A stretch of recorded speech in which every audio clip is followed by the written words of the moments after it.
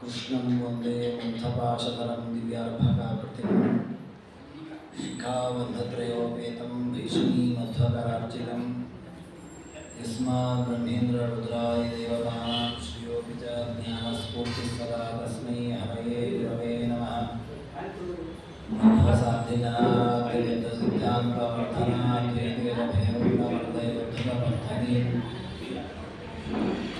ಅಭ್ರಮಂ ಭಂಗರಹಿತಂ ಅಜಡಂ ವಿಮಲಂ ಸದಾ ಆನಂದತೀರ್ಥಮಪರಂ ಭಜೆ ತಾಪತ್ರಯಾವಹಂ ವಿದ್ಯಾಸಿದ್ಧಾಂತವಿಧ್ವಂಸನವಿಚಕ್ಷಣಃ ಜಯತೀರ್ಥಂಕರಣಭಾಸವಾನ್ಮೋರಮಂಗಲೇ ಆಸೇತೋ ರಾಜುಷಾರಾಧೇ ವಿಶೋಧಿತವಾನ್ಮೋ ಸಂಖ್ಯಾನಗರೋಪಾಪೇತಿರ್ವೇದಪೂಜಿತಃ ಬ್ರಹ್ಮಚರ್ಯ ಹರಿಪ್ರೀತಿ ಸುವಿದ್ಯಾವಾದಶಾಲಿನಃ ಇಷ್ಟದಾನ್ ಕಷ್ಟಾರ್ಥದನ್ನಃ ವಿದ್ಯಾಮಾನ್ಯಾನ್ ಮುನೀನ್ಯುನಃ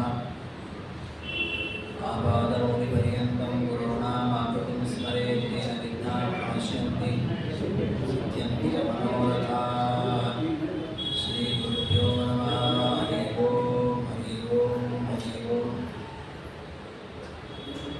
ನಾರಾಯಣಂ ಸುರಗುರುಂ ಜಗದೇಕನಾಥಂ ಭಕ್ತಪ್ರಿಯಂ ಸಕಲಲೋಕನಮಸ್ಕೃತಂ ಚ ತ್ರೈಗುಣ್ಯವರ್ಜಿತಮಜಂ ವಿಭುಮಾದ್ಯಮೀಶಂ ವಂದೇ ಭವಗ್ನಮರಾಸುರಸಿದ್ಧವಂದ್ಯಂ.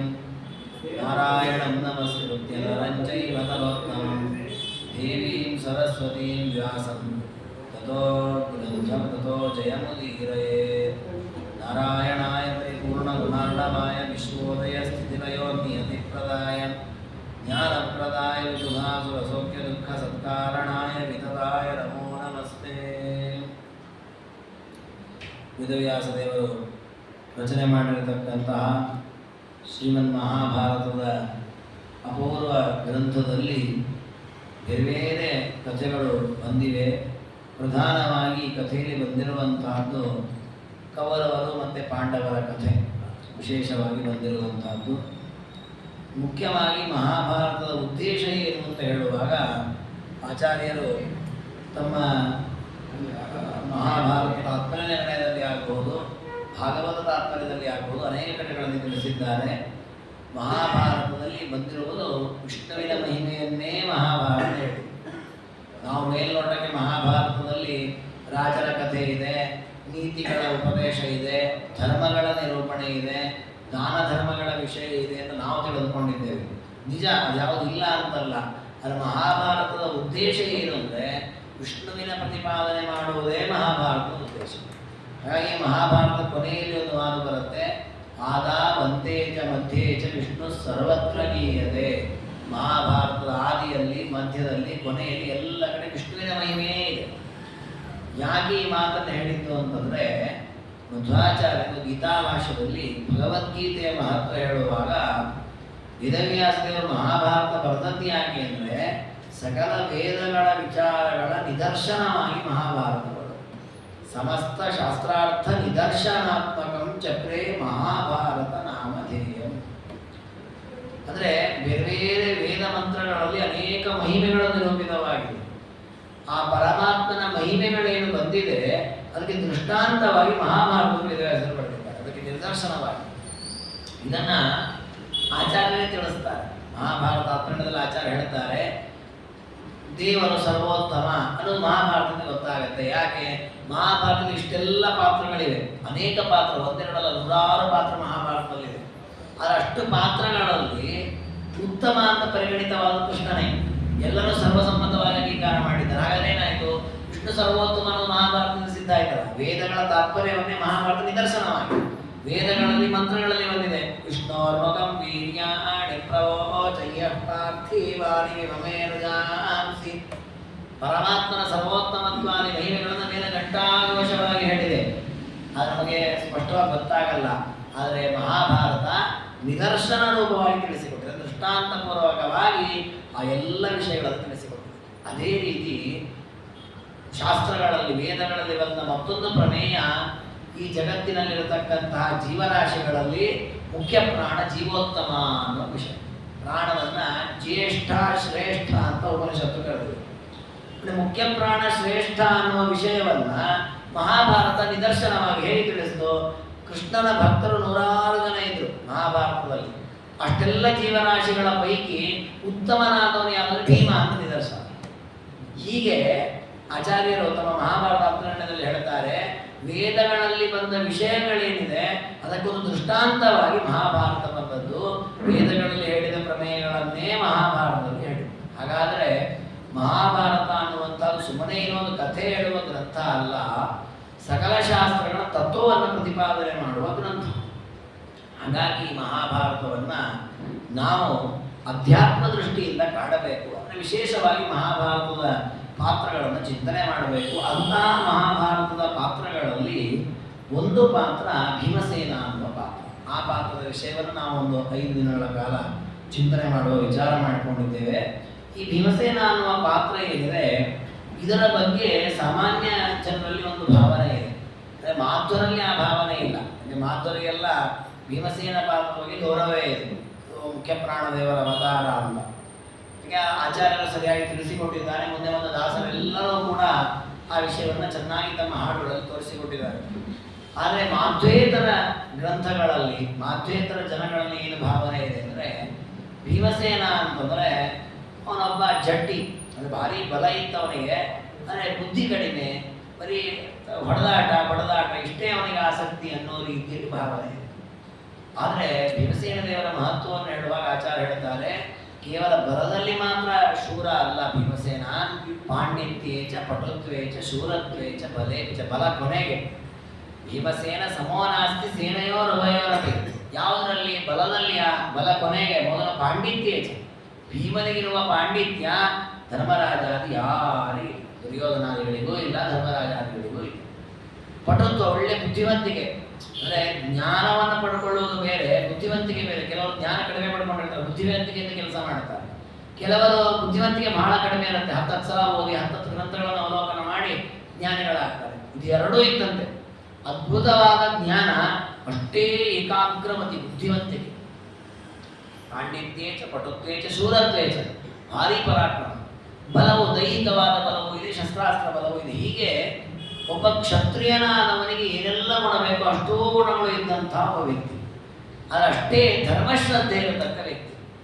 ಆದರೆ ಆ ಭೀಮಸೇನ ದೇವರ ಪಾತ್ರದಲ್ಲಿ ಕೆಲವು ಕಡೆಗಳಲ್ಲಿ ಸ್ವಲ್ಪ ಅವರು ಅಹಂಕಾರ ಪಟ್ಟಂತೆ, ಕ್ರೂರವಾಗಿ ವರ್ತಿಸಿದಂತೆ, ವಿವೇಕ ಇಲ್ಲದೆ ವರ್ತಿಸಿದಂತೆ ತೋರಿಸಿದ್ದಾರೆ. ಇಲ್ಲ ಅಂತಲ್ಲ, ಆ ಥರದ ಪಾತ್ರಗಳನ್ನು ಭೀಮಸೇನರಲ್ಲಿ ತೋರಿಸಿದ್ದಾರೆ. ಅದಕ್ಕೆ ಕಾರಣ ಇದೆ. ಆದರೆ ಹಾಗೆ ತೋರಿಸಿದ್ದಾರೆ ಅನ್ನುವ ಗೌರವಣೆ ಹಾಕಿ ತಿಳ್ಕೊಳ್ಳೋದು. ರಾಮದೇವರು ಸೀತೆಯನ್ನು ಕಳ್ಕೊಂಡು ಸೀತೆಯಲ್ಲಿ ಹೋಗಿದ್ದಾಳೆ ಅಂತ ದುಃಖಪಟ್ಟಂತೆ ತೋರಿಸಿದ. ಹೊಸ ಸೀತೆಯಲ್ಲಿದ್ದಾಳೆ ಅಂತ ಗೊತ್ತಿದೆ ರಾಮನಿಗೆ. ಕೈಲಾಸಕ್ಕೆ ಹೋಗಿದ್ದಾಳೆ, ಸೀತೆಯ ಗೊಂಬೆಯನ್ನು ರಾಮನ ಹಿಡ್ಕೊಂಡು ಹೋಗಿದ್ದಾನೆ, ಎಲ್ಲವೂ ರಾಮನಿಗೆ ಗೊತ್ತಿದೆ. ಆದರೂ ಮುಂದೊಂದಿಷ್ಟು ಕಾರ್ಯ ನಡಿಬೇಕಾಗಿದೆ.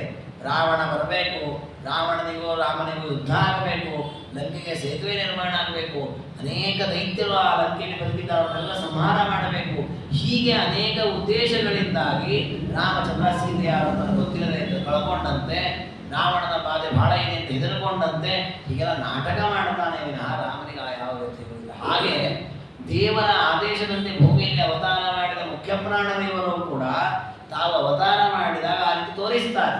ತಮಗೆ ಕೆಲವೊಮ್ಮೆ ಅಜ್ಞಾನ ಇದ್ದಂತೆ, ದುಃಖವಾದಂತೆ, ವ್ಯಥೆಯಾದಂತೆ ಹಾಗೆ ತೋರಿಸ್ತಾರೆ ವಿನಃ ವಾಯುದೇವರ ಯಾವ ಅವತಾರಗಳಲ್ಲಿ ಅವರಿಗೆ ದುಃಖ ಇಲ್ಲ. ಇದನ್ನು ನಾವು ಮೊದಲು ತಿಳ್ಕೊಳ್ಬೇಕು. ಅದಕ್ಕೆ ಮಧ್ವಾಚಾರ್ಯರು ಮಹಾಭಾರತದ ಅಪ್ರನ್ಯಯದ ಮೊದಲ 3 ಅಧ್ಯಾಯಗಳಲ್ಲಿ ಈ ಪ್ರಮೇಯವನ್ನು ತಿಳಿಸ್ತಾರೆ. ವಾಯುದೇವರದ್ದು 3 ಪ್ರಧಾನ ಅವತಾರಗಳು. ಅನೇಕ ಅವತಾರಗಳಿದೆ, ಪ್ರಧಾನ ಅವತಾರ 3: ಹನುಮ, ಭೀಮ, ಮಧ್ವ ಅಂತ 3 ಅವತಾರಗಳು. 3 ಅವತಾರಗಳಲ್ಲಿಯೂ ಕೂಡ ಯಾವ ವಿಧವಾದ ದೋಷವೂ ಅವರಿಗೆ ಇಲ್ಲ. ಅದನ್ನೇ ತಿಳ್ಕೊಂಡಿದ್ದ ಆಚಾರ್ಯ. ದೃಶ್ಯೋಪ್ಯೇ ಭಾವತಾರೇ ಶ್ವರಿಭಿರ್ ಅಪಗ್ರಹಣಂ ಹಿಂಸಿತೋ ನಿರ್ವಿಕಾರ. ಅಂದರೆ ದೈಹಿಕವಾಗಿ ಮಾನಸಿಕವಾಗಿ ನಮಗೆ ಕೆಲವೊಮ್ಮೆ ದೈಹಿಕವಾಗಿ ನಾವು ಏನಾದರೂ ಒಂದು ವ್ಯಥೆಗೊಳಗಾಗಲು ಕೆಲವರು ಹಾಗಿರ್ತಾರೆ. ಗೀಟು ಏನಾದರೂ ಆಗಲಿ, ಚುಚ್ಚಲಿ, ರಕ್ತ ಬರಲಿ, ಕೈಕಾಲು ಉಳುಕಲಿ, ಏನಾದರೂ ಆಗಲಿ ಮಾನಸಿಕ ದೃಢವಾಗಿರ್ತಾರೆ, ಮಾಡೋಣ ಏನಾದರೂ ಆಗಲಿ. ಕೆಲವರು ದೇಹ ಗಟ್ಟಿಮುಟ್ಟಾಗಿರುತ್ತೆ, ಮಾನಸಿಕ ತುಂಬ ಕುಗ್ಗಿರ್ತಾರೆ. ಭೀಮಸೇನ ದೇವರು, ಹನುಮಂತ ದೇವರು, ಮಧ್ವಾಚಾರ್ಯ ಹೇಗೆ ದೈಹಿಕವಾಗಿಯೂ ಯಾವ ವಿಕಾರ ಇಲ್ಲ, ಮಾನಸಿಕವಾಗಿಯೂ ಯಾವ ವಿಕಾರ, ಅಂತಹ ಎತ್ತರದ ವ್ಯಕ್ತಿತ್ವ. ಇದನ್ನು ತಿಳ್ಕೊಂಡು ಆಮೇಲೆ ಭೀಮಸೇನ ಪಾತ್ರವನ್ನು ಚಿಂತನೆ ಮಾಡಬೇಕು. ಇದು ನಮಗೆ ಗೊತ್ತಿರಬೇಕು. ಈ ವಿಷಯದಲ್ಲಿ ಭೀಮಸೇನ ದೇವರ ಬುದ್ಧಿವಂತಿಕೆ, ಜ್ಞಾನ, ಅವರ ಅದ್ಭುತವಾದ ಬಲ, ಅವರ ವ್ಯಕ್ತಿತ್ವವನ್ನು ನಮಗಿಂತ ಹೆಚ್ಚು ವರ್ಣನೆ ಮಾಡಿದವರು ಯಾರಾದ್ರೂ ಪರಿಪಕ್ಷದವರೇ. ಅಂದ್ರೆ ದುರ್ಯೋಧನನೇ ನಮ್ಮ ಪ್ರಶಂಸೆ ಮಾಡಿದ್ದ. ದುರ್ಯೋಧನ ತಾನು ವಿರಾಟ ನಗರದ ಪ್ರಸಂಗದಲ್ಲಿ ಇವರು 1 ವರ್ಷ ಅಜ್ಞಾತವಾಸದಲ್ಲಿ ಇರ್ತಾರೆ ಪಾಂಡವರು. ಆ ಅಜ್ಞಾತವಾಸದಲ್ಲಿರುವಾಗ ಹುಡುಕ್ತಾನೆ ದುರ್ಯೋಧನ. ಸಿಕ್ಕಾಪಟ್ಟೆ ಗೂಢಚಾರನ ಬಿಟ್ಟು ಹುಡುಕಿಸ್ತಾನೆ. ಎಲ್ಲಿ ಅವ್ರು ಗೊತ್ತೇ ಆಗಲ್ಲ ಎಲ್ಲಿದ್ದಾರೆ ಪಾಂಡವರು ಅಂತ. ವಸ್ತು ಹತ್ತಿರದಲ್ಲಿ ಇರುತ್ತೆ ವಿರಾಟ ನಗರ ಹಸ್ತಿನಾವತಿಗೆ, ಅದು ಗೊತ್ತಾಗಲ್ಲ. ಆಮೇಲೆ ಅವರಿಗೊಂದು ಅದಕ್ಕೊಂದು ಸೂಚನೆ ಸಿಗತ್ತೆ. ಏನು ಸಿಗತ್ತೆ ಅಂದ್ರೆ, ಒಂದು 10 ತಿಂಗಳು ಕಳೆದಿರ್ತದೆ ಪಾಂಡವರ ವನವಾಸ ಮುಗಿದು ಅಜ್ಞಾತವಾಸ ಶುರುವಾಗಿ 11ನೇ ತಿಂಗಳು ಕೊನೆಗಾಗುವಾಗ ಕೀಚಕನ ಸಂಹಾರವಾಗುತ್ತೆ. ಆಗ ದುರ್ಯೋಧನ ವಿಚಾರ ಮಾಡುತ್ತಾನೆ, ಕೀಚಕ ಸಂಹಾರ ಆಗಿದ್ದಾನೆ ಅಂದ್ರೆ ಅಲ್ಲಿ ಭೀಮ ಇದ್ದಾನೆ ಅಂತ ಅವನು ವಿಮರ್ಶೆ ಮಾಡ್ತಾನೆ. ಯಾಕೆ ಅಂದ್ರೆ ಭೀಮಶ್ಚ ಬಲಭದ್ರಶ್ಚ ಮದ್ರರಾಜಶ್ಚ ವೀರ್ಯವಾನ್ ಚತುರ್ಥ ಕೀಚಕಸ್ತೇಷಾಂ ಪಂಚಮೋ ನಾಮ ಶುಶ್ರಮಃ. ಅದರ ಹಿಂದೆ 2 ವಾಕ್ಯ ಇದೆ ಮಹಾಭಾರತದಲ್ಲಿ. ಏನು? ಜ್ಞಾನ, ಬಲ, ಐಶ್ವರ್ಯ, ದಕ್ಷತೆ, ಕಾರ್ಯ ಮಾಡುವಲ್ಲಿ ನಿಪುಣತೆ. ಈ ಗುಣಗಳಲ್ಲಿ ಈ 4 ಜನ ಚತ್ವಾರ ಪ್ರಾಣಿನಾಂ ಶ್ರೇಷ್ಠ. ಈ ಜೀವಿಗಳಲ್ಲಿ ಸದೈತ್ಯ ನರಮಾನುಷೆ. ದುರ್ಯೋಧನ ಹೇಳುವ ಮಾತು, ದೇವತೆಗಳು, ಮನುಷ್ಯರು, ದೈತ್ಯರು, ಪ್ರಾಣಿ, ಪಶು, ಪಕ್ಷಿ ಈ ಎಲ್ಲ ವಿಧವಾದಂತಹ ಯೋನಿಯಲ್ಲಿ ಬಂದ ಜೀವಿಗಳಲ್ಲಿಯೂ ಶ್ರೇಷ್ಠರಾದವರು 4 ಜನ. ಮೊದಲನೇವನು ಭೀಮ, ಎರಡನೇವನು ಬಲರಾಮ, ಮೂರನೇವನು ಮದ್ರರಾಜ ಅಂದ್ರೆ ಶಲ್ಯ, 4ನೇವನು ಕೀಚಕ, 5ನೇವರು ನಾನೇ ಕೇಳಿಲ್ಲ ಅಂತಂದ್ರೆ ನನ್ನ ಕಿವಿಗೆ ಬಿದ್ದಿಲ್ಲ 5ನೇ ವ್ಯಕ್ತಿ ಅಂತ ಬಲಿಷ್ಠನಾದನು. ಅಂತಹ ವ್ಯಕ್ತಿಗಳು ಇವರು 4 ಜನ. ಅದರಲ್ಲಿ ಬಲರಾಮ ತೀರ್ಥಯಾತ್ರೆಯಲ್ಲಿದ್ದಾರೆ, ಶಲ್ಯರಾಜ ತನ್ನ ಊರಲ್ಲೇ ಇದ್ದಾನೆ, ಕೀಚಕ ಸತ್ತೋಗಿದ್ದಾನೆ. ಹಾಗೆ ಕೀಚಕನಿಗಿಂತ ಬಲಿಷ್ಠನಾದವನು ಅನ್ಕೊಳ್ಬೇಕು. ಹಾಗೆ ಭೀಮ ಅಲ್ಲೇ ಇದ್ದಾನೆ. ನೋಡಿ, ಅವ್ರು ಬುದ್ಧಿವಂತ ದುರ್ಯೋಧನ. ಆದರೆ ಇದರಿಂದ ಗೊತ್ತಾಗುವುದೇನು ಅಂತಂದ್ರೆ, ಭೀಮಸೇನ ದೇವರ ಜ್ಞಾನ, ಬಲ, ಬುದ್ಧಿವಂತಿಕೆ ಎಷ್ಟು ದೊಡ್ಡ ಮಟ್ಟದಲ್ಲಿದೆ ಅಂತ ದುರ್ಯೋಧನನೇ ಪ್ರಶಂಸೆ ಮಾಡಿದ್ದಾನೆ. ಇದರ ಜೊತೆಗೆ ಮತ್ತೊಂದು ಪ್ರಸಿದ್ಧವಾದ ದುರ್ಯೋಧನನದ್ದೇ ಮಾತು ಗೀತೆಯಲ್ಲಿ ಬರ್ತದೆ. ಅಯನೇಶು, ಅಲ್ಲಿ ಗೀತೆಯಲ್ಲಿ 2 ಸೈನ್ಯ ನಿಂತಿರುವಾಗ ಭೀಮಸೇನ ದೇವರ ಅಧ್ಯಕ್ಷತೆಯಲ್ಲಿ ಅವರು ಚೆನ್ನಾಗಿ ಪಾಂಡವರ ಸೈನ್ಯವನ್ನು ನಿಲ್ಲಿಸಿದ್ದಾರೆ. ಭೀಷ್ಮಾಚಾರ್ಯನ ಆ ಕೌರವರ ಸೈನ್ಯವನ್ನು ನಿಲ್ಲಿಸಿದ್ದಾರೆ. ಆಗ ದುರ್ಯೋಧನ 2 ಸೈನ್ಯವನ್ನು ನೋಡಿ ಹೇಳ್ತಾನೆ. ಏನಂತ ಹೇಳ್ತಾನೆ? ಬಲಂ ಭೀಮಾಭಿರಕ್ಷಿತಂ ಪರ್ಯಾಪ್ತಂ ತ್ವಿದಮೇ ತೇಷಾಂ. ನಮ್ಮ ಸೈನ್ಯವನ್ನ ಭೀಷ್ಮಾಚಾರ್ಯ ನಿಲ್ಲಿಸಿದ್ದಾರೆ. ಎಷ್ಟಿದೆ ನಮ್ಮ ಸೈನ್ಯ? 11 ಅಕ್ಷೋಹಿಣಿ ಸೈನ್ಯ ಕೌರವ ಪಕ್ಷದ್ದು. ಆದ್ರೆ ಭೀಷ್ಮಾಚಾರ್ಯರು ಅವರೆಲ್ಲರಿಗಿಂತ ಹಿರಿಯರು, 800 ವರ್ಷದ ಮುದುಕ, ಎಂತಹ ಅನುಭವ, ಎಂತಹ ಜ್ಞಾನ, ಎಂತಹ ಬಿಲ್ಲು ವಿದ್ಯೆ, 60 ವರ್ಷ ಪರಶುರಾಮದಲ್ಲಿ ಬಿಲ್ಲು ವಿದ್ಯೆಯನ್ನು ಕಲಿತಿರೋ ವ್ಯಕ್ತಿ. ಆದ್ರೆ ಅವರು ನಿಲ್ಲಿಸಿರ್ತಕ್ಕಂತಹ ಸೈನ್ಯ ಅಷ್ಟು ಪೂರ್ಣ ಇಲ್ಲ, ಸಾಕಾಗಲ್ಲ ಅಂತ ದುರ್ಯೋಧನ. ಅದೇ ಭೀಮಸೇನ ದೇವರು ನಿಲ್ಲಿಸಿದ್ದಾರೆ, ಆ ಸೈನ್ಯವನ್ನು ರಕ್ಷಣೆ ಮಾಡ್ತಾ ನಿಂತಿದ್ದಾರೆ. ಅದು ಪರ್ಯಾಪ್ತ ತ್ವಿದಮೇ ದೇಶ. ಹೊಸದಿದ್ದದ್ದು 7 ಅಕ್ಷೋಹಿಣಿ ಸೈನ್ಯ. ಸೈನ್ಯ ಸಂಖ್ಯೆ ಕಡಿಮೆ, ಭೀಮಸೇನ ದೇವರ ಅನುಭವ ಕಡಿಮೆ, ಆದಂತಾನೆ ಅವರದು ಚೆನ್ನಾಗಿ ಪ್ರಶಸ್ತವಾಗಿದೆ, ಯೋಗ್ಯವಾಗಿದೆ. ಆ ಯುದ್ಧದಲ್ಲಿ ಗೆಲ್ಲಿಕ್ಕೆ ಬೇಕಾದ ರಕ್ಷಣೆ ಇದೆ. ಅದರ ತಾತ್ಪರ್ಯ ಶತ್ರು ಪಕ್ಷದವನಿಗೂ ಗೊತ್ತು ಭೀಮಸೇನ ದೇವರ ಪರಾಕ್ರಮ ಎಂಥದ್ದು, ಅವರ ಜ್ಞಾನ ಎಂಥದ್ದು, ಅವರ ಬಿಲ್ಲುವಿದ್ಯೆ ಎಂಥದ್ದು. ಈ ಕಾರಣಕ್ಕಾಗಿ ಭೀಮಸೇನ ದೇವರ ಬಗ್ಗೆ ಮಧ್ವಾಚಾರ ವರ್ಣನೆ ಮಾಡಿ ಸುಮ್ಮನೆ ಕಪೋಲ ಕಲ್ಪನೆಯಲ್ಲ, ಅದು ಶಾಸ್ತ್ರಗಳಿಂದ ಸಿದ್ಧವಾದ ಮಹಿಮೆ ಭೀಮಸೇನ ದೇವರು. ಆದರೆ ದುರಂತ ಆದದ್ದೇನೆಂದ್ರೆ, ಮಹಾಭಾರತವನ್ನು ಎಲ್ಲರೂ ಓದ್ತಾರೆ, ಭೀಮಸೇನ ದೇವರ ಪಾತ್ರವನ್ನು ಯಾರು ಎತ್ತಿ ಹಿಡಿಯಲಿಲ್ಲ, ಮಧ್ವಾಚಾರ ಮಾತ್ರ ಎತ್ತಿ ಹಿಡಿದ. ಆ ಪಾತ್ರದ ಮಹತ್ವ ಏನು ಅದನ್ನು ಚೆನ್ನಾಗಿ ತಿಳ್ಕೊಳ್ಳಿ. ಯಾಕೆ ಅಂದರೆ ಇದು ಮುಖ್ಯ ಪ್ರಾಣ ದೇವರ ಅವತಾರ. ತಪ್ಪು ತಿಳಿದು ಬಿಟ್ಟರೆ ಜ್ಞಾನ ನಾಶ ಆಗಿಬಿಡುತ್ತೆ. ನಮಗೆ ಜ್ಞಾನ ಚೆನ್ನಾಗಿ ಬರಬೇಕು ಅಂದರೆ ಭೀಮಸೇನ ಚೆನ್ನಾಗಿ ತಿಳ್ಕೊಳ್ಳಬೇಕು. ಅದಕ್ಕೆ ಅವರ ಕಥೆಯನ್ನು ಆಚಾರ್ಯ ತಾತ್ಪರ್ಯದಲ್ಲಿ ಚೆನ್ನಾಗಿ ತಿಳಿಸಿಕೊಟ್ಟಿದ್ದಾರೆ. ಆಚಾರ್ಯರ ತಾತ್ಪರ್ಯ ನಿರ್ಣಯದ ನೆರಳಿನಲ್ಲಿ ನಾವು ಮಹಾಭಾರತ ಏನು ತಿಳಿಸಿದೆ ಅದನ್ನು ತಿಳಿಯುವ ಪ್ರಯತ್ನವನ್ನು ಮಾಡೋಣ. ಯಾಕೆಂದರೆ ಮಹಾಭಾರತದಲ್ಲೇ ಮೂಲವಾಗಿ ಕಥೆ ಬಂದದ್ದು. ಆಚಾರ್ಯರ ನಿರ್ಣಯವನ್ನು ತಮ್ಮ ತಾತ್ಪರ್ಯದಲ್ಲಿ ಮಾಡಿಕೊಟ್ಟಿದ್ದಾರೆ. ಆದರೆ ನಿರ್ಣಯ ಇಲ್ಲದೆ ನಾವು ಮಹಾಭಾರತದಲ್ಲಿ ನಮಗೆ ಸ್ಪಷ್ಟ ಆಗಲ್ಲ. ಹಾಗಂತ ನಾವು ಬರೀ ನಿರ್ಣಯವನ್ನು ಮಹಾಭಾರತ ಬಿಟ್ಬಿಟ್ರೆ ಎಷ್ಟೋ ವಿಷಯಗಳು ಮರ್ತು ಹೋಗ್ಬಿಡುತ್ತೆ, ನಮಗೆ ಸಿಗೋದಿಲ್ಲ ವೇದವ್ಯಾಸರು ಕೊಟ್ಟ ಅಪೂರ್ವ ವಿಷಯಗಳು. ಅದಕ್ಕೆ ಮಹಾಭಾರತ ಆರಂಭದಲ್ಲಿ ಆದಿಪರ್ವದಲ್ಲಿ ಕೆಲವು ವಿಷಯಗಳು ಭೀಮಸೇನ ದೇವರ ಮಹಿಮೆಗಳು ಬಂದಿದೆ. ಅದನ್ನ ಕೆಲವು ವಿಷಯಗಳನ್ನು ತಿಳಿಯುವ ಪ್ರಯತ್ನವನ್ನು ಮಾಡೋಣ. ಒಂದು ಬಾರಿ ಪಾಂಡುರಾಜ ತನ್ನ 2 ಹೆಂಡತಿಯರು ಮಾದ್ರಿ, ಕುಂತಿ ಇಬ್ಬರನ್ನು ಕಳೆದುಕೊಂಡು ತಾನು ಇದಕ್ಕೆ ಹೋಗ್ತಾನೆ. ಗಂಗಾ ನದಿ ತೀರಗಳನ್ನೆಲ್ಲ ಸಂಚಾರ ಮಾಡ್ತಾ ಬೇಟೆಯಾಡ್ತಾ ಬದರಿ ಕ್ಷೇತ್ರಕ್ಕೆ ಹೋಗ್ತಾನೆ. ಬದರಿ ಕ್ಷೇತ್ರದಲ್ಲಿ ಯಜ್ಞಯಾಗಾದಿಗಳನ್ನೆಲ್ಲ ಋಷಿಗಳು ಮಾಡ್ತಾ ಇರ್ತಾರೆ. ಇವರಲ್ಲೇ ವಾಸ ಮಾಡ್ಕೊಂಡಿರುತ್ತಾರೆ. ಪಾಂಡುಕೇಶ್ವರ ಅಂತ ಇವತ್ತು ಕರೀತಾರೆ. ಆ ಪ್ರದೇಶದಲ್ಲಿ ಅವರು ಸಂಚಾರ ಮಾಡಿದ ಜಾಗ, ಪಾಂಡುರಾಜ ಸಂಚಾರ ಮಾಡಿದ ಜಾಗ. ಅಲ್ಲಿ ಅವನು ತಪಸ್ಸನ್ನು ಮಾಡ್ತಾನೆ, ಋಷಿಗಳನ್ನು ನೋಡ್ತಾನೆ, ಅವರ ರಕ್ಷಣೆ ಮಾಡ್ತಾನೆ, ಅಲ್ಲಿರತಕ್ಕ ಕ್ಷುದ್ರ ಮೃಗಗಳನ್ನು ಸಂಹಾರ ಮಾಡ್ತಾನೆ, ಆನಂದದಿಂದ ಹೆಂಡತಿ ವಿಹಾರ ಮಾಡ್ತಾ ಇರ್ತಾನೆ. ಅಲ್ಲಿರುವ ಋಷಿಗಳೆಲ್ಲ ತಪಸ್ಸು ಮುಗಿಸಿ ಸ್ವರ್ಗಕ್ಕೆ ಹೋಗ್ತಾರೆ, ಸಶರೀರವಾಗಿ ಹೋಗ್ತಾರೆ ಸ್ವರ್ಗಕ್ಕೆ. ಹಾಗೆ ಇವನಿಗೂ ಅನ್ನಿಸ್ತದೆ ನಾನು ಸೋಬೇಕು ಅದು ಚೆನ್ನಾಗಿರುತ್ತದಲ್ಲ, ಹೇಗೋ ನಮ್ಮ ಅಣ್ಣ ಧೃತರಾಷ್ಟ್ರ ರಾಜನಾಗಿದ್ದಾನೆ, ರಾಜ್ಯಭಾರ ಚೆನ್ನಾಗಿ ನಡೀತಾ ಇದೆ, ನಾನು ಇರಲೇಬೇಕು ಅಂತ ಏನಿಲ್ಲ ಅಂತ ಹೇಳಿ ತಾನು ಅವ್ರ ಜೊತೆಗೆ ಹೋಗ್ತೇನೆ ಅಂತ ಹೊರಡ್ತಾನೆ. ಋಷಿಗಳು ಹೇಳೋದಂತ ನೀವು ಹೋಗಾಗಲಿ ಇಲ್ಲಿ ನಿಂತ್ಕೊ ಅಂತ ಹೇಳ್ತಾನೆ. ನೀನು ಸೋಬೇಕು ಬರೋ ಹಾಗಿಲ್ಲ. ಯಾಕೆ ಅಂತ ಕೇಳ್ತಾನೆ. ನಾನು ಸೋಬೇಕು ಬರಬಾರ್ದು, ನಾನೇನು ತಪ್ಪು ಮಾಡಿದ್ದೇನೆ? ತಪ್ಪೇನು ಮಾಡಿಲ್ಲ ನೀನು, ಇದು ಮಕ್ಕಳೇ ಆಗಿಲ್ಲ, ಮಕ್ಕಳು ಆಗಿದ್ದರೆ ಸೋಬೇಕು ಬರ್ಲಿಕ್ಕೆ ಅವಕಾಶ ಇಲ್ಲ. ಅಯ್ಯೋ ಹೌದಾ, ಬಹಳ ಬೇಸರ ಮಾಡಿಕೊಂಡು ಆಶ್ರಮಕ್ಕೆ ವಾಪಸ್ ಬರ್ತಾನೆ. ಇದು ಮಹಾಭಾರತ ಅಷ್ಟೇ ಇದೆ. ಅದರ ಆಚಾರ್ಯಗಳು ನಿರ್ಣಯ ಕೊಟ್ಟಿದ್ದಾರೆ. ನಾನು ಹಿಂದೆ ಅನೇಕ ಬಾರಿ ತಿಳಿಸಿದ್ದೇನೆ. ಮಧ್ವಾಚಾರ್ಯ ಕೊಟ್ಟ ಅಪೂರ್ವ ನಿರ್ಣಯವನ್ನು, ಅಲ್ಲಿ ಮಕ್ಕಳಾಗದಿದ್ದವರಿಗೆ ಸ್ವರ್ಗ ಇಲ್ಲ ಅಂತ ವಾಕ್ಯ ಇದೆ. ಆ ವಾಕ್ಯ ಇದೆ ಅಂತ ಹೇಳಿ ಮಕ್ಕಳಿಲ್ಲದಿದ್ದರೆ ಸದ್ಗತಿಯೇ ಆಗಲ್ಲ ಅಂತ ತಪ್ಪು ತಿಳ್ಕೊಳ್ಳೋರು ಇದ್ದಾರೆ ಸಾಮಾನ್ಯವಾಗಿ. ಧರ್ಮಶಾಸ್ತ್ರ ಅಂತ ಮಾತಿದೆ, ಅಪುತ್ರಸ್ಯ ಗತಿರನ್ನಾಸ್ತಿ ಅಂತ. ಅದರ ಆಚಾರ್ಯರು ನಿರ್ಣಯ ಕೊಡ್ತಾರೆ, ಹಾಗ ಅರ್ಥ ಅಲ್ಲ ಆ ವಾಕ್ಯಕ್ಕೆ.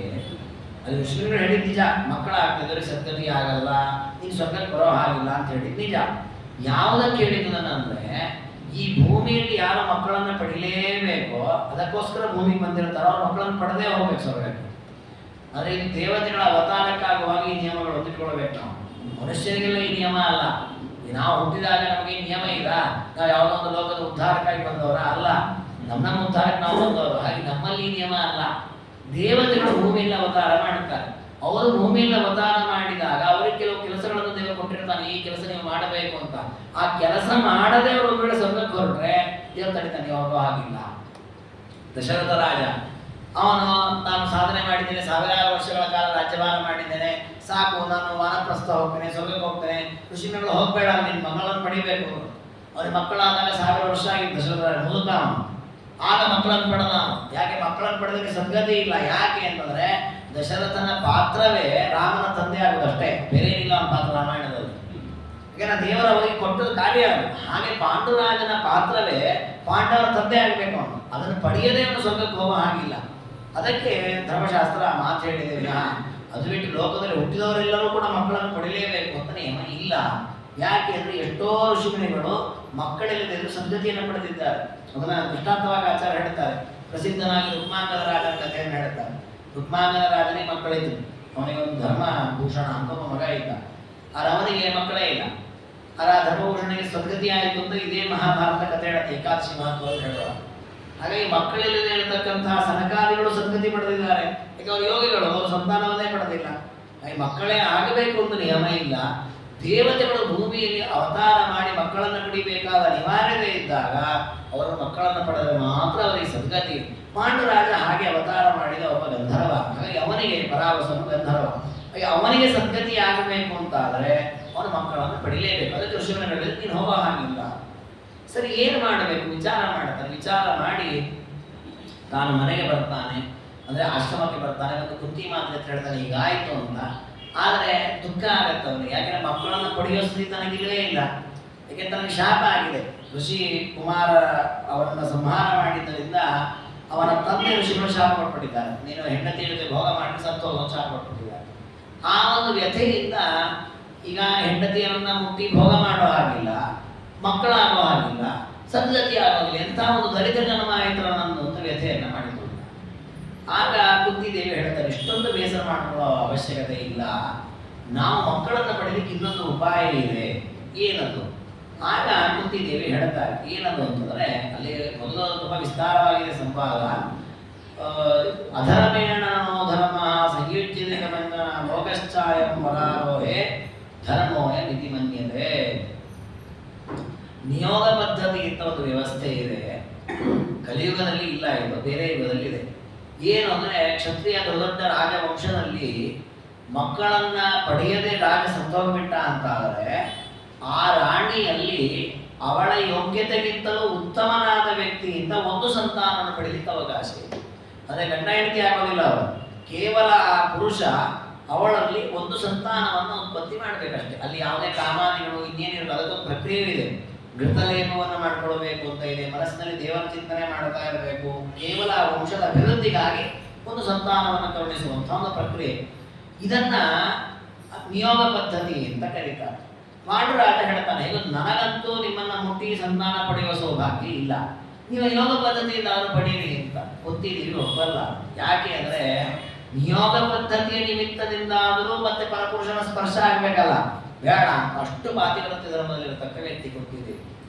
ಕೊನೆಗೆ ಒಂದು ಉಪಾಯ ಇದೆ ಅಂತ ಹೇಳ್ತಾರೆ ಕೂತಿದ್ದೀವಿ. ಏನದು ಅಂತಂದ್ರೆ, ನಾನು ಸಣ್ಣ ಹುಡುಗಿ ಆಗಿದ್ದಾಗ ನನಗೆ ದುರ್ವಾಸ ಮುನಿಗಳು ಒಂದಿಷ್ಟು ಮಂತ್ರಗಳನ್ನು ಉಪದೇಶ ಮಾಡಿದ್ದಾರೆ. ಆ ಮಂತ್ರ ಎಂತ ಅಂತಂದ್ರೆ ಸಮಸ್ತ ದೈವ ವಶ್ಯದಂ. ದೇವತೆಗಳನ್ನ ಆ ಮಂತ್ರದಿಂದ ಜಪ ಮಾಡಿ ಕರೆದ್ರೆ ನಾನು ಯಾವ ದೇವತೆಯನ್ನು ಕರಿತೀನೋ ಆ ದೇವತೆ ಬರ್ತಾನೆ, ಅವನ ಸಂತಾನ ಕೊಡ್ತಾನೆ. ಅಂತ ಒಂದು ಬಲವತ್ತರವಾದ ಮಂತ್ರ ಅಲ್ಲ. ಮಂತ್ರ ಏನೋ ಋಷಿಗಳು ಕೊಟ್ಟಿದ್ದಾರೆ, ಅದು ಪವರ್ಫುಲ್ ಇದೋ ಇಲ್ವೋ, ಸಕ್ಸಸ್ ಆಗತ್ತೋ ಇಲ್ವೋ ಸಂದೇಹ ಇಲ್ಲ. ಯಾಕೆ ನಾನು ಅದನ್ನು ಪರೀಕ್ಷೆ ಮಾಡಿ ನೋಡಿದ್ದೇನೆ ಅಂತ ಕುಂತಿದೇವಿ ಹೇಳುತ್ತಾರೆ. ಅವ್ರು ಪರೀಕ್ಷೆ ಮಾಡಿದಾಗ ಹುಟ್ಟಿದವನೇ ಕಾರಣ. ಅವರು ಅಂದ್ರೆ ಸೂರ್ಯನನ್ನು ಕರೀತಾರೆ, ಇವ್ರು ಮಂತ್ರ ಹೇಳಿ ಕರೆದ್ಬಿಟ್ಟು ಸೂರ್ಯ ಬಂದೇ ಬಿಡ್ತಾನೆ. ಅಂದ್ರೆ ಅಂಥ ಒಂದು ಪವರ್ಫುಲ್ ಆದ ಮಂತ್ರ.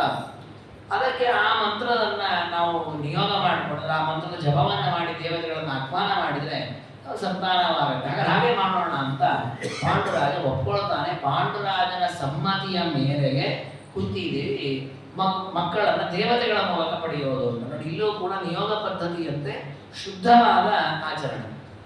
ಸಾಮಾನ್ಯವಾಗಿ ದುರ್ಯೋಧನಾದಿಗಳು ಮಾತನಾಡಿದಂತೆ ಈಗಿನ ಕಾಲದ ಜನರು ಕೂಡ ಪಾಂಡವರ ಜನನದ ಬಗ್ಗೆ ಕೆಟ್ಟದಾಗಿ ಮಾತನಾಡ್ತಾರೆ. ಅಂದ್ರೆ ದೇವತೆಗಳಿಂದ ಹುಟ್ಟಿದವರು, ಅಂದ್ರೆ ಅವ್ಯವಹಾರ ವ್ಯಭಿಚಾರ ಅಂತ ಹೇಳಿ ದುರ್ಯೋಧನ ಮಾತಾಡ್ತಾನೆ, ಮುಂದೆ ಬರುತ್ತದೆ. ಅದು ಕೆಟ್ಟ ಚಿಂತನೆ. ಯಾಕೆ ಅಂದ್ರೆ ನಿಯೋಗ ಪದ್ಧತಿಯಲ್ಲಿ ಆ ಗಂಡ ಹೆಂಡತಿಯರಿಗಿಂತ ಉತ್ತಮನಾದ ಪುರುಷರಿಂದ ಸಂತಾನ ಪಡೆಯಬೇಕು ಅಂತ ಕ್ರಮ ಇದೆ. ಹಾಗೆ ಕುಂತಿದೇವಿಯು ಕೂಡ ತನ್ನ ಗಂಡನಾದ ಪಾಂಡುರಾಜನಿಗಿಂತ ಉತ್ತಮನಾದ ದೇವತೆಗಳನ್ನು ಆಹ್ವಾನ ಮಾಡಿ ಸಂತಾನ ಪಡ್ತಾರೆ. ಅದನ್ನು ಆಚಾರ್ಯದಲ್ಲಿ ನಿರ್ಣಯ ಮಾಡಿದ್ದಾರೆ. ಕುಂತಿದೇವಿ ಕಿಂಚಿತ್ತು ಕೂಡ ಪರಪುರುಷನ ಸಂಪರ್ಕವನ್ನು ಮಾಡಿದ್ದು ಅಥವಾ ಆ ದೃಷ್ಟಿಕೋನ ಇಟ್ಕೊಂಡದ್ದು ಇದುವೇ ಇಲ್ಲ. ಶುದ್ಧ ಪತಿವ್ರತ ಧರ್ಮವನ್ನೇ ಪಾಲಿಸಿದ್ದಾರೆ. ಆದರೆ ವಂಶದ ಅಭಿವೃದ್ಧಿ ಆಗಬೇಕು, ಅದಕ್ಕೋಸ್ಕರವಾಗಿ ದೇವತೆಗಳನ್ನು ಕರೆಯೋಣ ಅಂತ. ಆಗ ಯಾವ ದೇವತೆಯನ್ನು ಕರೆಯೋದು? ಯಾಕೆಂದ್ರೆ ನಮಗೆ ಮಕ್ಕಳಾಗಬೇಕು ಅಂದ್ರೆ ದೇವತೆಗಳನ್ನು ಬಂದರೆ ಆಗ್ಬೇಕೀಗ. ಯಾವ ದೇವತೆಯನ್ನು ಕರೆಯೋದು? ಐಂದ್ರೆ ಚಂದ್ರ ಸಮಾಯುಕ್ತೆ ಮುಹೂರ್ತೆ ವಿಧಿತೇಷ್ಟಮೇ. ಆಗ ಪಾಂಡುರಾಜ ಅಂತಾನೆ, ನಾವು ಪಡೆಯುವಂತಹ ಮಕ್ಕಳು ರಾಜಕುಮಾರರಾಗಿ ಮುಂದೆ ರಾಜರಾಗಬೇಕಾದವರು. ಹಾಗೆ ರಾಜನಾಗಬೇಕಾದ್ರೆ ಮೊದಲು ಅವನಿಗಿರಬೇಕಾದ ಧರ್ಮ ಪ್ರಜ್ಞೆ. ಹಾಗೆ ಒಳ್ಳೆಯ ಧಾರ್ಮಿಕನಾದ ಒಬ್ಬ ಮಗ ಹುಟ್ಟಬೇಕು. ಅದಕ್ಕೆ ಧರ್ಮದ ಪ್ರತಿನಿಧಿಯಾದ ದೇವತೆ ಯಾರು? ಅವರನ್ನೇ ಕರಿ ಅಂತ ಹೇಳಿ. ಧರ್ಮದ ಪ್ರತಿನಿಧಿಯಾದ ದೇವತೆ ಅಂದರೆ ಯಮದೇವರು. ಯಮದೇವರನ್ನೇ ಆಹ್ವಾನ ಮಾಡೋಣ ಅಂತೇಳಿ ಯಮದೇವರು ಆಹ್ವಾನ ಮಾಡ್ತಾರೆ. ಯಮದೇವರು ಪ್ರತ್ಯಕ್ಷರಾಗ್ತಾರೆ ಆ ಮಂತ್ರದಿಂದ. ಯಮದೇವರ ಅನುಗ್ರಹವನ್ನು ಮಾಡಿ ಒಂದು ಮಗುವಿಗೆ ಜನನವಾಗುತ್ತೆ. ಅದನ್ನೇ ಧರ್ಮರಾಜ ಅಂತ ಕರೀತಾರೆ. ಇದು ಮೊದಲನೇ ಮಗನಾಗಿ ಹುಟ್ಟಿದೆ. ಇದು ಹುಟ್ಟಿದ್ದು ಸೂರ್ಯೇ ತಿಥೌ ಪೂರ್ಣೇ ಅತಿ ಪೂಜಿತೆ ಸಮರ್ಥ ಯಶಸಂ ಕುಂತಿ ಸುಶಾವ ಪ್ರಭರಂ ಸುತಂ. ಅಭಿಜಿನ್ ಲಗ್ನದಲ್ಲಿ ಆ ಮಗು ಹುಟ್ಟಿದಂತೆ ಆಶ್ವೀಜ ಮಾಸದ ಶುಕ್ಲ ಪಕ್ಷ ಪಂಚಮಿ ದಿವಸ ಹುಟ್ಟಿದೆ ಅಂತ ಮಹಾಭಾರತ ಹೇಳುತ್ತೆ. ಅಂದರೆ ನಾವು ನವರಾತ್ರಿ ದಿನ ಆಚರಣೆ ಮಾಡ್ತೀವಿ, ಮಧ್ಯದ ದಿನ ಪಂಚಮಿ ದಿನ ಧರ್ಮರಾಜ ಯುಧಿಷ್ಠಿರನ ಅವತಾರವಾದದ್ದು. ಹೀಗೆ ಬಹಳಷ್ಟು ಲಕ್ಷಣಗಳಿಂದ ಭರಿತವಾದ ಧಾರ್ಮಿಕನಾದ ಒಬ್ಬ ಮಗ ಹುಟ್ಟಿದ. ಅದಾದ ಮೇಲೆ ಆ ಕಡೆ ಸುದ್ದಿ ಬಂತದ್ದು. ಯಾವ ಕಡೆ? ಗಾಂಧಾರಿ ಮೊದಲಾದವ್ರ ಕಡೆ ಇಲ್ಲ, ಕುಂತಿಗೆ ಮಗು ಹುಟ್ಟಿಬಿಟ್ಟಿದೆ ಅಂತ. ಬಹಳ ವೇದನೆ ಹೊರಸ್ತು. ಅದಕ್ಕೆ ಮುಂಚೆ ಅವಳು ಗರ್ಭಿಣಿಯಾಗಿರ್ತಾರೆ. ಗಾಂಧಾರಿ ಮೊದಲೇ ಗರ್ಭಿಣಿಯಾದದ್ದು, ಆಮೇಲೆ ಕುಂತಿಗೆ ಮಗು ಆದದ್ದು. ಆದರೆ ಗಾಂಧಾರಿಗೆ ಯಾವಾಗ ಮಗು ಹುಟ್ಟೋದು ಸುದ್ದಿ ಬಂತು, ಬಹಳ ಬೇಸರಾಗಿ ಹೊಟ್ಟೆ ಹೊಡ್ಕೊಳ್ತಾಳೆ. ಆ ಹೊಟ್ಟೆಯಿಂದ ಒಂದು ದೊಡ್ಡ ಪಿಂಡ ಬೀಳತ್ತೆ ಹೊರಗೆ. ಅದನ್ನು ವೇದವ್ಯಾಸರು ತುಂಡು ತುಂಡು ಮಾಡಿ 101 ಪಾತ್ರೆಯಲ್ಲಿ ಹಾಕಿಡ್ತಾರೆ, ಮಡಿಕೆಗಳಲ್ಲಿ ಮುಚ್ಚಿಡ್ತಾರೆ. ಅದು ಒಂದೊಂದೇ ಹುಡ್ತಾ ಬರುತ್ತೆ. ಅವರೇ ದುರ್ಯೋಧನಗಳು ಆಗುವಂಥದ್ದು. ಈ ಕಡೆ ಕುಂತಿ ದೇವಿಗೆ ಪಾಂಡುರಾಜ ಹೇಳ್ತಾನೆ, ಒಂದು ಒಳ್ಳೆ ಮಗ ಹುಟ್ಟಿದ್ದಾನೆ ನಮಗೆ, ಧರ್ಮರಾಜ ಅಂತ ಒಬ್ಬ ಮಗ ಹುಟ್ಟಿದ. ಆದರೆ ಇದು ಚೆನ್ನಾಗಿದೆ ಪ್ರಸಂಗ. ಧರ್ಮದಿಂದ ರಾಜ್ಯಭಾರ ಮಾಡಬೇಕು ಅಂತ ಆದರೆ ಅವನಿಗೆ ಬಲ ಇರಬೇಕು. ಬಲ ಇಲ್ಲದೆ ನೀನು ಎಷ್ಟು ಧಾರ್ಮಿಕ ರಾಜನಾದರೂ ಕೂಡ ಏನು ಸಾಧಿಸ್ಲಿಕ್ಕಾಗಲ್ಲ. ನೋಡಿ, ಆ ಮಾತು ನಾವು ಎಷ್ಟು ಸ್ಪಷ್ಟ ಇದೆ ಅಂದರೆ ಇವತ್ತು ನಮಗದು ಅನುಭವಕ್ಕೆ ಬರುತ್ತೆ. ಇವತ್ತು ಎಷ್ಟೋ ವ್ಯಕ್ತಿಗಳು ಧರ್ಮ, ದೇಶ, ದೇವರು, ಶಾಸ್ತ್ರ, ಪ್ರಜೆಗಳು ಹಿತ ಅಂತ ಚಿಂತನೆ ಮಾಡ್ತಾರೆ. ಬೆಂಬಲ ಇಲ್ಲ, ಬಲ ಇಲ್ಲ ಅಂತ ಹೇಳಿ ಏನು ಮಾಡಿ ಸುಮ್ಮನೆ ಕೊಡುವ ಪ್ರಸಂಗ ಇದೆ. ಹಾಗಾದರೆ ನಾವು ಒಳ್ಳೆ ರಾಜಕಾರಣವನ್ನು ನಡೆಸಬೇಕು, ಸಮಾಜದಲ್ಲಿ ಒಳ್ಳೆ ರೀತಿಯಲ್ಲಿ ಪ್ರಜೆಗಳು ಸುಕ್ಷೇಮವಾಗಿರಬೇಕು, ಧರ್ಮಕಾರ್ಯ ಚೆನ್ನಾಗಿ ನಡಿಬೇಕು ಅಂದರೆ ಬರೀ ಧರ್ಮದ ಬುದ್ಧಿ ಇದ್ರೆ ಸಾಕಾಗೋದಿಲ್ಲ, ಬಲವೂ ಬೇಕು. ಬಲ ಇಲ್ಲದೆ ನಡೆಸಲಿಕ್ಕಾಗಲ್ಲ. ಹಾಗಾಗಿ ಏಷ ಧರ್ಮವ್ರತಾಂ ಶ್ರೇಷ್ಠೋ ಭವಿಷ್ಯತಿ ನರೋತ್ತಮ ರಾಹು ಕ್ಷತ್ರಂ ಬಲಜ್ಯೇಷ್ಠಂ ಬಲಜ್ಯೇಷ್ಠಂ ಸುತಂ ವೃಣು. ಅದು ಸಾಮಾನ್ಯವಾಗಿ ಸಹಜವಾಗಿ ಪ್ರತಿಯೊಬ್ಬ ಮನುಷ್ಯರಿಗೂ ಈ ಸ್ಥಿತಿ ಇದೆ. ಯಾವುದೇ ಮನೆಯಲ್ಲಿ ಯಾವುದೇ ಧರ್ಮಕರ್ಮ ನಡಿಬೇಕಾದ್ರೆ ಬಲ ಬೇಕು. ಬಲ ಇಲ್ಲದೆ ಏನು ಮಾಡ್ಲಿಕ್ಕೆ ಆಗಲ್ಲ. ನಮ್ಮ ಜೀವನದಲ್ಲಿ ನಾವು ತಗೊಂಡ್ರು ಕೂಡ ಮಾನಸಿಕವಾಗಿದೆ. ಒಂದು ಧರ್ಮಕರ್ಮ ಮಾಡೋಣ ಅಂತ ತಕ್ಷಣ ಇಷ್ಟೆಲ್ಲ ಎದುರಾಗತ್ತೆ, ಇಷ್ಟೆಲ್ಲ ಕಷ್ಟ ಇದೆ, ಇಷ್ಟೆಲ್ಲ ಸಮಸ್ಯೆ ಇದೆ, ಹಾಗೆ ಬೇಡ. ಹಾಗೆ ನಾವು ಬೇಡ ಅಂತ ನಿಷೇಧ ಮಾಡಲಿಕ್ಕೆ ಕಾರಣ ಬಲ ಇಲ್ಲ ನಮ್ಮಲ್ಲಿ. ಬಲ ಇತ್ತು ಅಂದ್ರೆ ಅದು ಯಾವುದೇ ಬಲ ಆಗ್ಬೋದು, ಧನ ಬಲ ಆಗ್ಬೋದು, ವಿದ್ಯಾ ಬಲ ಆಗ್ಬೋದು, ಆಯುಷ್ಯ ಬಲ ಆಗ್ಬೋದು, ರೂಪ ಯಾವ ಬಲವೂ ಆಗ್ಬೋದು. ಬಲ ಬೇಕು. ಬಲ ಇದ್ರೆ ಕೆಲಸದಲ್ಲಿ ಮುಂದೆ ಪ್ರಗತಿ. ಇಲ್ಲಿ ಪ್ರಗತಿ ಇಲ್ಲ. ಅದರಲ್ಲಿ ಕ್ಷತ್ರಿಯರಿಗಂತೂ ಅವರ ಜೀವನವೇ ಕೈಕಾಲುಗಳ ಯುದ್ಧಾದಿಗಳ ಮೂಲಕ. ಹಾಗಾಗಿ ಬಲ ಬಹಳ ಅವಶ್ಯಕ. ಹಾಗಾಗಿ ಹೇಳ್ತಾರೆ ಬಲಜ್ಯೇಷ್ಠಂ ಸುತಮ್ರಣು. ಕ್ಷತ್ರಿಯರಲ್ಲಿ ಉತ್ತಮನಾದ ವ್ಯಕ್ತಿನ ಬಲಜ್ಯೇಷ್ಠನಾದವನೇ ಉತ್ತಮ ಅಂತ ಪರಿಗಣನೆ ಮಾಡುವುದು. ಹಾಗೆ ಉತ್ತಮ ಬಲಶಾಲಿ ಆದವನು ಯಾರು? ಅಂತಹ ಮಗವೇ ಅದನ್ನು ಪಡೆಯುತ್ತಾರೆ. ಹಾಗಾದ್ರೆ ಉತ್ತಮ ಬಲ ಇರತಕ್ಕ ವ್ಯಕ್ತಿ ಯಾರು? ಯಾವ ದೇವತೆ? ಯಾವ ದೇವತೆಯಿಂದ ಕರಿಬೇಕು ಅಂತ ಆಲೋಚನೆ ಮಾಡ್ತಾರೆ. ಮುಖ್ಯ ಪ್ರಾಣನನ್ನು ಆಹ್ವಾನ ಮಾಡ್ತಾರೆ. ಯಾಕೆ? ಅದಕ್ಕೆ ಮಹಾಭಾರತ ಕಾರಣ ಕೊಡುತ್ತದೆ. ಅಶ್ವಮೇಧ ಕ್ರತುಶ್ರೇಷ್ಠ ಜ್ಯೋತಿಶ್ರೇಷ್ಠೋ ದಿವಾಕರ ಬ್ರಾಹ್ಮಣೋ ದ್ವಿಪದಾಂ ಶ್ರೇಷ್ಠ ದೇವಶ್ರೇಷ್ಠಸ್ತು ಮಾರುತಃ ಬಲಶ್ರೇಷ್ಠಸ್ತು ಮಾರುತಃ ಅಂತ ಇನ್ನೊಂದು ಪಾಠ ಇದೆ ನೋಡಿ. ಇದೊಂದು ಒಳ್ಳೆ ಶ್ಲೋಕ. ಈ ಶ್ಲೋಕದಲ್ಲಿ ಏನು ಹೇಳಿದ್ದಾರೆ ಅಂತಂದ್ರೆ ಅಶ್ವಮೇಧ ಕ್ರತುಜ್ಯೇಷ್ಠ. ಯಾಗಗಳಲ್ಲೆಲ್ಲ ಶ್ರೇಷ್ಠವಾದ ಯಾಗ ಅಂತಂದ್ರೆ ಯಾವುದು? ಅಶ್ವಮೇಧ ಯಾಗ. ಅದರ ಹಿಂದೆ ಉಳಿದೆಲ್ಲ ಯಾಗಗಳು ಕೂಡ. ಹಾಗೆ ಒಳ್ಳೆ ಬೆಳಕು ಇರತಕ್ಕಂತಹ ಬಿಂಬಗಳು, ಜ್ಯೋತಿರ್ಬಿಂಬ ಅಂತ ಕರೀತಾರೆ. ಆಕಾಶದಲ್ಲಿರತಕ್ಕಂತಹ ನಕ್ಷತ್ರಗಳು, ಗ್ರಹಗಳು, ಅವುಗಳಲ್ಲಿ ಶ್ರೇಷ್ಠನಾದವನು ಯಾರು? ಸೂರ್ಯ. ಯಾಕೆ ಅವನ ಪ್ರಭೆ ಮುಂದೆ ಉಳಿದೆಲ್ಲ ಪ್ರಭೆ ಬಹಳ ಅಲ್ಪ. ಬ್ರಾಹ್ಮಣೋ ದ್ವಿಪದಾಂ ಶ್ರೇಷ್ಠ. ಎರಡು ಕಾಲಿರುವ ವ್ಯಕ್ತಿಗಳಲ್ಲಿ ಶ್ರೇಷ್ಠನಾದವನು ಯಾರು? ಬ್ರಾಹ್ಮಣ. ಜಾತಿತಃ ಬ್ರಾಹ್ಮಣ ಆಗ್ಬೋದು ಅಥವಾ ಚಿಂತನೆಯ ಮೂಲಕವೂ ಆಗ್ಬೋದು. ದೇವರ ಚಿಂತನೆ ಚೆನ್ನಾಗಿಟ್ಟುಕೊಂಡಂತಹ ಬ್ರಾಹ್ಮಣ ಅವನು ಶ್ರೇಷ್ಠ. ಹಾಗೆ ಬಲಜ್ಯೇಷ್ಠಸ್ತು ಮಾರುತಃ. ಬಲ ಇರತಕ್ಕ ವ್ಯಕ್ತಿಗಳಲ್ಲಿ ಶ್ರೇಷ್ಠ ವ್ಯಕ್ತಿ ಯಾರು ಅಂತ? ಮುಖ್ಯ ಪ್ರಾಣ. ಪ್ರಾಣದೇವತೆ ಎಲ್ಲರಿಗಿಂತ ಉತ್ತಮ. ಅವನಿಗಿಂತ ಉತ್ತಮ ಜಗತ್ತಲ್ಲಿ ಬೇರೆ ಯಾರು? ವಾಯುರ್ ಭೀಮೋ ಭೀಮನಾದೋ ಮಹೋಜ ಸರ್ವೇಷಾಂಚ ಪ್ರಾಣಿನಾಂ ಪ್ರಾಣಭೂತ ಅನಾವೃತ್ಯರ್ದೇಹಿನಾಂ ದೇಹಪಾತೆ ತಸ್ಮಾದ್ ವಾಯುರ್ದೇವ ದೇವೋ ವರಿಷ್ಠ. ಇದು ಮಹಾಭಾರತದ್ದೇ ವಾಕ್ಯ. ಇದೇ ಪ್ರಸಂಗದಲ್ಲಿ ಇರುವ ವಾಕ್ಯ. ಏನಿದೆ ಅದರಲ್ಲಿ? ಉಪನಿಷತ್ತಲ್ಲಿ ಬಂದ ಚಿಂತನೆ ಇದೆ. ದೇವತೆಗಳಲ್ಲಿ ಒಂದು ಬಾರಿ ಸ್ಪರ್ಧೆ ಆಯಿತು, ನಾನು ದೊಡ್ಡವನು ಅಂತ. ಆಗ ಬ್ರಹ್ಮದೇವರು ಒಂದು ದೇಹ ಕೊಟ್ಟರಂತೆ. ಈ ದೇಹದಲ್ಲಿ ನಿಮ್ಮ ಬಲವನ್ನು ಪ್ರದರ್ಶನ ಮಾಡಿ, ಯಾರಿಂದಾಗಿ ದೇಹ ಏಳತ್ತೆ, ಯಾರಿಲ್ಲ ಅಂದ್ರೆ ದೇಹ ಬೀಳತ್ತೋ ಅವನೇ ಉತ್ತಮ ಅಂತ. ಎಲ್ಲ ದೇವತೆಗಳು ಒಳಗೆ ಹೋದ್ರು. ದೇಹ ಏನು ಚಲನೆಯೇ ಮಾಡಲಿಲ್ಲ. ಮುಖ್ಯ ಪ್ರಾಣ ಒಳಗೆ ಹೋದ, ದೇಹ ಎದ್ದು ನಿಂತು. ಮತ್ತೆ ಎಲ್ಲ ದೇವತೆಗಳು ಹೊರಗೆ ಬಂದರು. ದೇಹ ಹಾಗೆ ಏನದೇ ಬೀಳಲೇ ಇಲ್ಲ, ಕಣ್ಣು ಕಿವಿ ಹೋಯ್ತಷ್ಟೇ, ದೇಹ ಹಾಗೆ ಇದೆ. ಮುಖ್ಯ ಪ್ರಾಣ ಹೊರಗೆ ಬಂದು ದೇಹ ಬಿದ್ದು. ಆಗ ನಿರ್ಣಯ ಮಾಡಿದ ದೇವತೆಗಳು, ದೇವದೇವೋ ವರಿಷ್ಠ, ಎಲ್ಲ ಶ್ರೇಷ್ಠನಾದ ನೀನು ಅಂತ ಆ ಮುಖ್ಯ ಪ್ರಾಣದನ್ನೇ ಸ್ತೋತ್ರ ಮಾಡಿದ್ದಾರೆ. ಇದು ಇವತ್ತು ಉಪನಿಷತ್ತಲ್ಲಿ ಸಿಗತ್ತೆ. ಮೈತ್ರೇಯ ಉಪನಿಷತ್ತಲ್ಲಿದೆ, ಛಾಂದೋಗ್ಯದಲ್ಲಿದೆ, ಮತ್ತೆ ಷಟ್ಪ್ರಶ್ನೋಪನಿಷತ್ತು. 3 ಉಪನಿಷತ್ತುಗಳಲ್ಲಿ ಈ ಕಥೆಯೂ ಇದೆ. ದೇವತೆಗಳು ಮುಖ್ಯ ಪ್ರಾಣವನ್ನು ಸ್ತೋತ್ರ ಮಾಡಿದ್ದು ಇದು. ರುದ್ರೋಸಿ ಪರಿರಕ್ಷಿತ ಬಲಂ ಅಂತೇಳಿ ಬೇಕಾದಷ್ಟು ಮಂತ್ರಗಳಿಂದ ಸ್ತೋತ್ರ ಮಾಡುತ್ತಾರೆ. ಆ ಒಂದು ಸಾರವನ್ನು ಮಹಾಭಾರತ ಈ ಶ್ಲೋಕದಲ್ಲಿ ಕೊಟ್ಟಿದೆ. ಹೀಗೆ ಮುಖ್ಯ ಪ್ರಾಣದೇವರು ಎಲ್ಲ ದೇವತೆಗಳಲ್ಲೂ ಎಲ್ಲ ಜೀವಿಗಳಲ್ಲೂ ಶ್ರೇಷ್ಠ ಅಂತ ಅನಿಸಿಕೊಂಡ ವ್ಯಕ್ತಿ. ಹಾಗಾಗಿ ಕುಂತಿದೇವಿ ವಿಚಾರ ಮಾಡಿದ್ರು, ಬಲ ಇರತಕ್ಕಂತಹ ದೇವತೆ ನಮಗೆ ಮಗನಾಗಿ ಸಿಗಬೇಕು ಅಂದ್ರೆ ಮುಖ್ಯ ಪ್ರಾಣದಿಂದಲೇ ಸಾಧ್ಯ ಅಂತ ಮುಖ್ಯ ಪ್ರಾಣದೇವರನ್ನ ಪ್ರಾರ್ಥನೆ ಮಾಡ್ತಾರೆ. ಮಾರುತಂ ಮರುತಾಂ ಶ್ರೇಷ್ಠಂ ಸರ್ವ ಪ್ರಾಣಿಭಿರೀಡಿತಂ ಆವಾಹಯ ತ್ವಂ ನಿಯಮಾತ್ ಪುತ್ರಾರ್ಥಂ ವರವರ್ಣಿ. ನೋಡಿ, ಆಚಾರ್ಯರು ಮಹಾಭಾರತದ ತಾತ್ಪರ್ಯ ಬರೆಯುವಾಗ ತಾವು ಕಲ್ಪನೆ ಮಾಡಿ ಬರೆದದ್ದಲ್ಲ, ಮಹಾಭಾರತದ ವಿದ್ಯಾರ್ಥಿಗಳು ಹೇಳಿದ್ದನ್ನೇ ಬರೆದದ್ದು. ನೋಡಿ ಎಷ್ಟು ಚೆನ್ನಾಗಿ ಆಚಾರ ಶ್ಲೋಕ ಇದೆ ನೋಡಿ. ಯಜ್ಞಾಧಿಕೋ ಹ್ಯಶ್ವಮೇಧೋ ಮನುಷ್ಯ ದೃಶ್ಯೇಷು ತೇಜಸ್ವ್ಯಧಿಕೋ ಹಿ ಭಾಸ್ಕರ ವರ್ಣೇಷು ವಿಪ್ರಃ ಸಕಲೈರ್ಗುಣೈರ್ವರೋ ದೇವೇಷು ವಾಯು ಪುರುಷೋತ್ತಮಾದೃತೆ. ಇದೇ ಶ್ಲೋಕವನ್ನೇ ಆಚಾರ್ಯ ತಮ್ಮ ಭಾಷೆಯಲ್ಲಿ ಹೇಳಿದ್ರಷ್ಟೇ.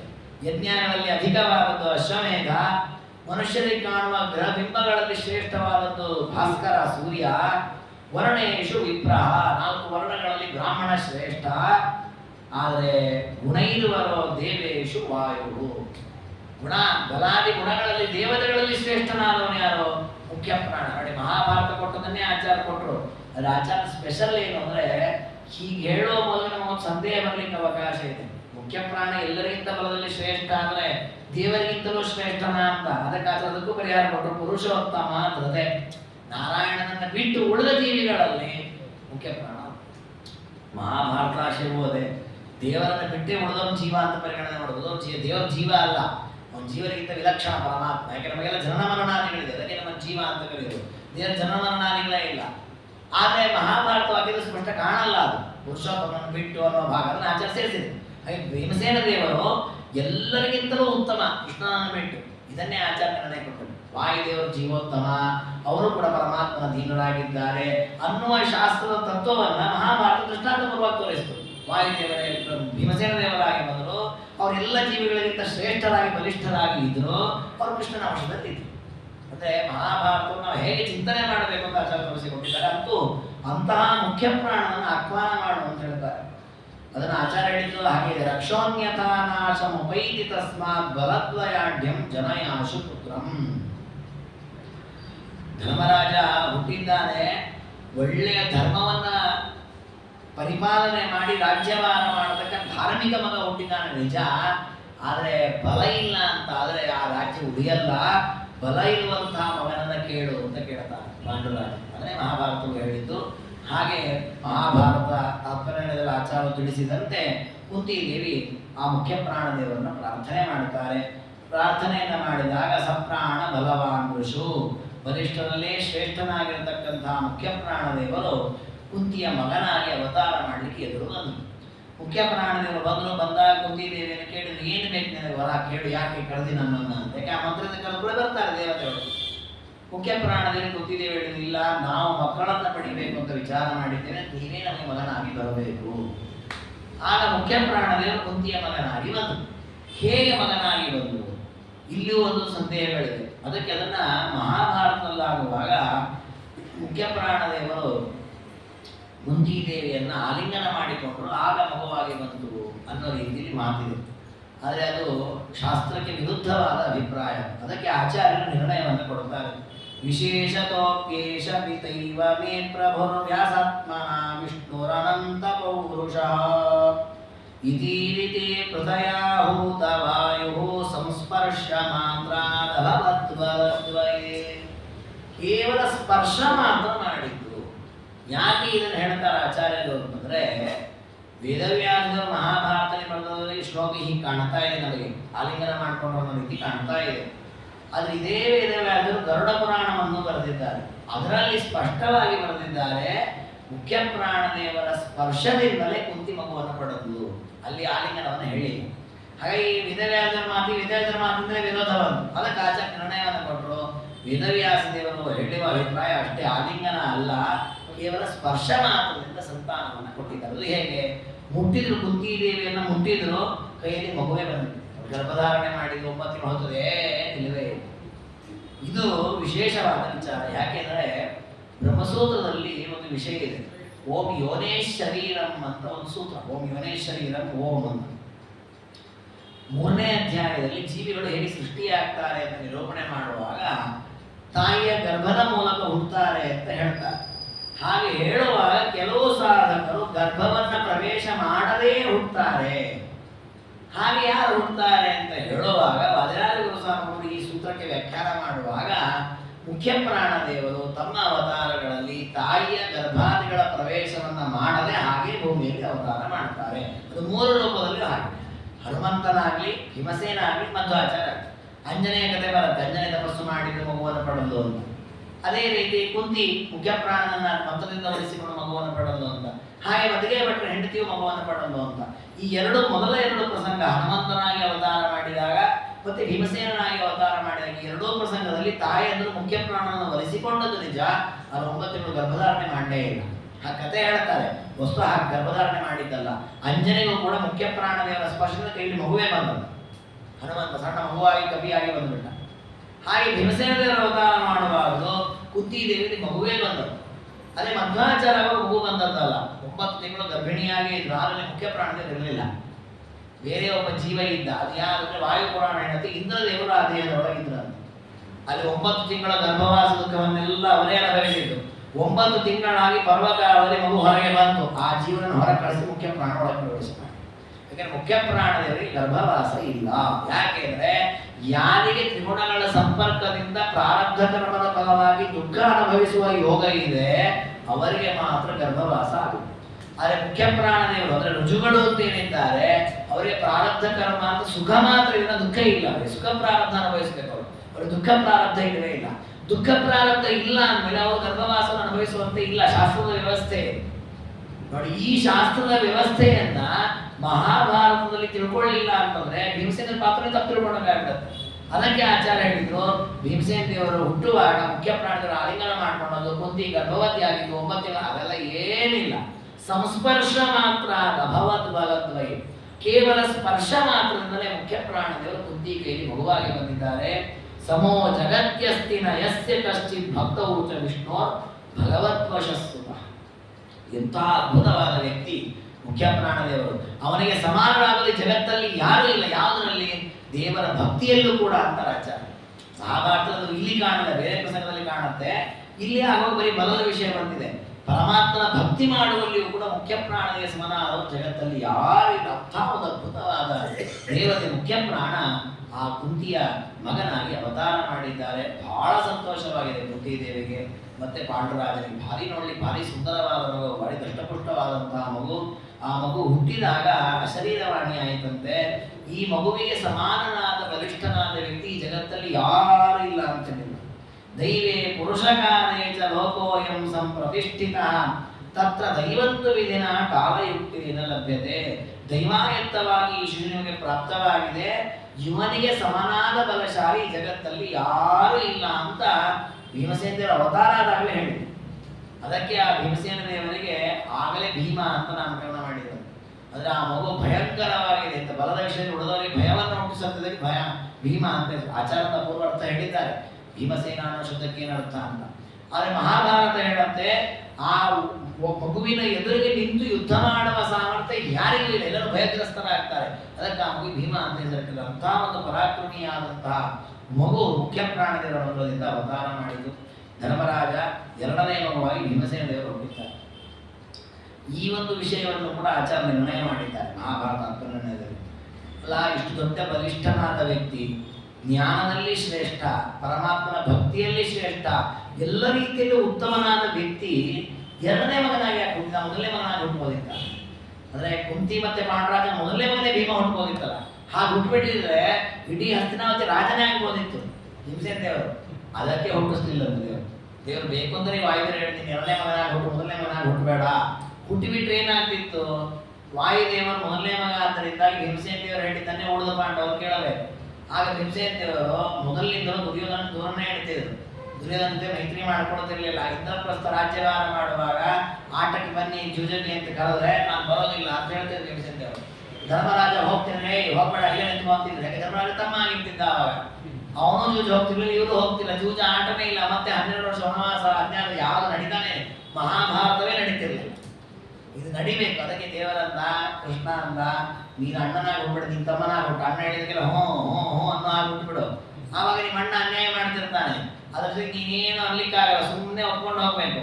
ಆಗ ಅವನು ಅನ್ಯಾಯ ಮಾಡಿದ್ರೆ ಅವನಿಗೆ ಬರಬೇಕಾದ ಭಾವ ಬರುತ್ತೆ. ದುಷ್ಟರಿಂದ ಆಗಬೇಕಾದ ಕೆಟ್ಟ ಕೆಲಸ ಅವರಿಂದ ನಡೆಯುತ್ತೆ, ನಿನ್ನ ಧರ್ಮದ ಪಾಲನೆಗೆ ನಡೆಯುತ್ತೆ. ಅಂದ್ರೆ ಅಲ್ಲೊಂದು ಸೂಕ್ಷ್ಮ ಇದೆ. ಏನು ಅಂದ್ರೆ ಭೀಮಸೇನ ದೇವರು ಎಂಥ ಪ್ರಸಂಗ ಇದ್ರೂ ಕೂಡ ಅಧರ್ಮವನ್ನು ಒಪ್ಪುವ ವ್ಯಕ್ತಿ ಅಲ್ಲ. ಹಾಗಾಗಿ ಅವರು ಎಂದೆಂದೂ ಜೂಜಾಡುವುದನ್ನು ಒಪ್ಪಲ್ಲ, ಅಥವಾ ಈ ರಾಜ್ಯಭಾರದಲ್ಲಿ ಮೋಸ ಮಾಡುವುದನ್ನು ಒಪ್ಪಲ್ಲ, ದುರ್ಯೋಧನಗಳ ಕ್ರೌರ್ಯವನ್ನು ಒಪ್ಪಲ್ಲ. ಅದ್ರ ಅಣ್ಣನಿಗೋಸ್ಕರ ಸಹಿಸ್ಕೊಂಡು ಇದು ಮುಂದೆ ಬರುತ್ತೆ. ಅರಗಿನ ಮನೆಯ ವಿಷಯದಲ್ಲೂ ಕೂಡ ಅವ್ರು ಹೋಗೋದಿಲ್ಲ ಅಂತಾರೆ.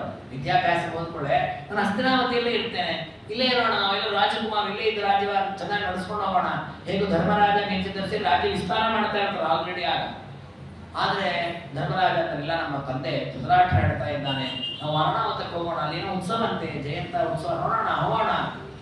ಆಯ್ತು ನೋಡಿ. ಅಂದ್ರೆ ಹೊಸ ಭೀಮಸೇನ ದೇವರು ಧಾರ್ಮಿಕ ರಾಜನಾಗಿ ಕ್ಷತ್ರಿಯನಾಗಲಿ ಉತ್ಸವಾದಿಗಳಿಗಿಂತಲೂ ಪ್ರಜಾರಕ್ಷಣೆಯೇ ಮುಖ್ಯ. ಅದಕ್ಕೆ ಅದನ್ನೇ ಮಾತಾಡ್ತಾರೆ. ಮಹಾಭಾರತ ಹಾಗೆ ಇದೆ, ನಮಗೆ ಬೇರೆ ಕೆಲಸ ಮುಖ್ಯ ಅಲ್ಲ, ಪ್ರಜೆಗಳ ರಕ್ಷಣೆಯೇ ಮುಖ್ಯ, ನಾವು ಇಲ್ಲೇ ಇದ್ದು ಪ್ರಜಾರಕ್ಷಣೆಯೇ ಮಾಡೋಣ ಅಂತ ಹೇಳ್ತಾರೆ. ಹಾಗೆ ಅವರು ಒಂದ್ ವೇಳೆ ಅಣ್ಣನಾಗಿ ಹುಟ್ಟಿರೋ ಹೋಗ್ತಾನೆ ಇರಲಿಲ್ಲ, ಅರಗಿನ ಮನೆ ಪ್ರಕರಣವೇ ನಡೀತಿರ್ಲಿಲ್ಲ. ಅದಕ್ಕೆ ದೇವರನ್ನ ನೀನು ಮೊದಲನೇ ಮಗ ಆಗ್ಬೇಡಿ, ಎರಡನೇ ಮಗ ಆಗ್ಬಿಟ್ಟು. ಅವಾಗ ಅಣ್ಣ ಹೇಳ್ತಾನೆ ಹೋಗೋಣ ಹೋಗೋಣ ಅಂತ. ನೀನಾಗ ಹೋಗ್ತೀಯ, ಆಗ ನಿನ್ನ ಧರ್ಮವೂ ಉಳಿತು. ಯಾಕೆಂದ್ರೆ ವಿರೋಧ ಮಾಡಬೇಕು ಭಾಗವತ ಧರ್ಮಕ್ಕೆ ಅನುಗುಣವಾಗಿ. ಹಾಗೆ ವಿರೋಧ ಮಾಡಿದ್ರು, ಹೋಗೋ ಆಗಿಲ್ಲ ಇಲ್ಲೇ ಇರೋದು ಅಂತ. ಆ ಅಣ್ಣನ ಮಾತು ಮೀರಬಾರ್ದು, ಶಾಸ್ತ್ರ ನಿಯಮ. ಸರಿ ಆಯ್ತು, ಅಣ್ಣ ಹೇಳ್ತಾನೆ ಹೋಗೋಣ ಅಂತ. ಅಲ್ಲಿಗೆ ತಮ್ಮ ಭಾಗವತ ಧರ್ಮ ವಾಯುದೇವರಾಗಿ ತಮ್ಮ ಅನುಷ್ಠಾನವನ್ನು ಮಾಡಿಕೊಂಡ್ರು. ಅದು ದುಷ್ಟರಿಗೆ ಅವರವರ ಸಾಧನೆ ಮಾಡಲಿಕ್ಕೆ ಅವಕಾಶ ಕೊಡಬೇಕು, ಅದಕ್ಕೂ ಅವಕಾಶ ಮಾಡಬೇಕು. ಇದು ದೇವರು ಮಾಡಿದ ಅದ್ಭುತವಾದ ವ್ಯವಸ್ಥೆ. ಅದಕ್ಕೆ ಎರಡನೆಯ ಮಗನಾಗಿ ಭೀಮಸೇನರು ಹುಟ್ಟಿದ. ಅಂದ್ರೆ ಕುಂತಿ ಮತ್ತೆ ಪಾಂಡುರಾಜನಿಗೆ ಮೊದಲಿಗೆ ಅನಿಸ್ಬೋದಾಗಿತ್ತು, ಧಾರ್ಮಿಕ ರಾಜಭಾರ ಮಾಡ್ಬೇಕಾದ್ರೆ ಒಬ್ಬ ಬಲಿಷ್ಠನಾದ ಮಗ ಬೇಕು, ಅವನೇ ಮೊದಲು ಹುಟ್ಲಿ ಅಂತ. ಅವ್ರಿಗೆ ಮೊದಲು ಅನ್ನಿಸ್ಲಿಲ್ಲ, ಅದು ಆಮೇಲೆ ಅನ್ನಿಸ್ತು. ಯಾಕೆಂದ್ರೆ ದೇವರ ಸಂಕಲ್ಪ ಇದ್ದದ್ದೇ ಹಾಗೆ. ಅದಕ್ಕೋಸ್ಕರ ಎರಡನೇ ಮಗನಾಗಿ ಮುಖ್ಯ ಪ್ರಾಣದೇವರು ಭೀಮಸೇನ ದೇವರಾಗಿ ಅವತಾರ ಮಾಡಿದ್ದಾರೆ. ಆಕಾಶದಲ್ಲಿ ಅಶರೀರವಾಣಿಯಾಗಿದೆ. ಬಹಳ ಶ್ರೇಷ್ಠನಾದ ಜ್ಯೇಷ್ಠನಾದ ಪುತ್ರ ಇವನು ಅಂತ ಅವನನ್ನು ಪ್ರಶಂಸೆ ಮಾಡಿದ್ದಾರೆ.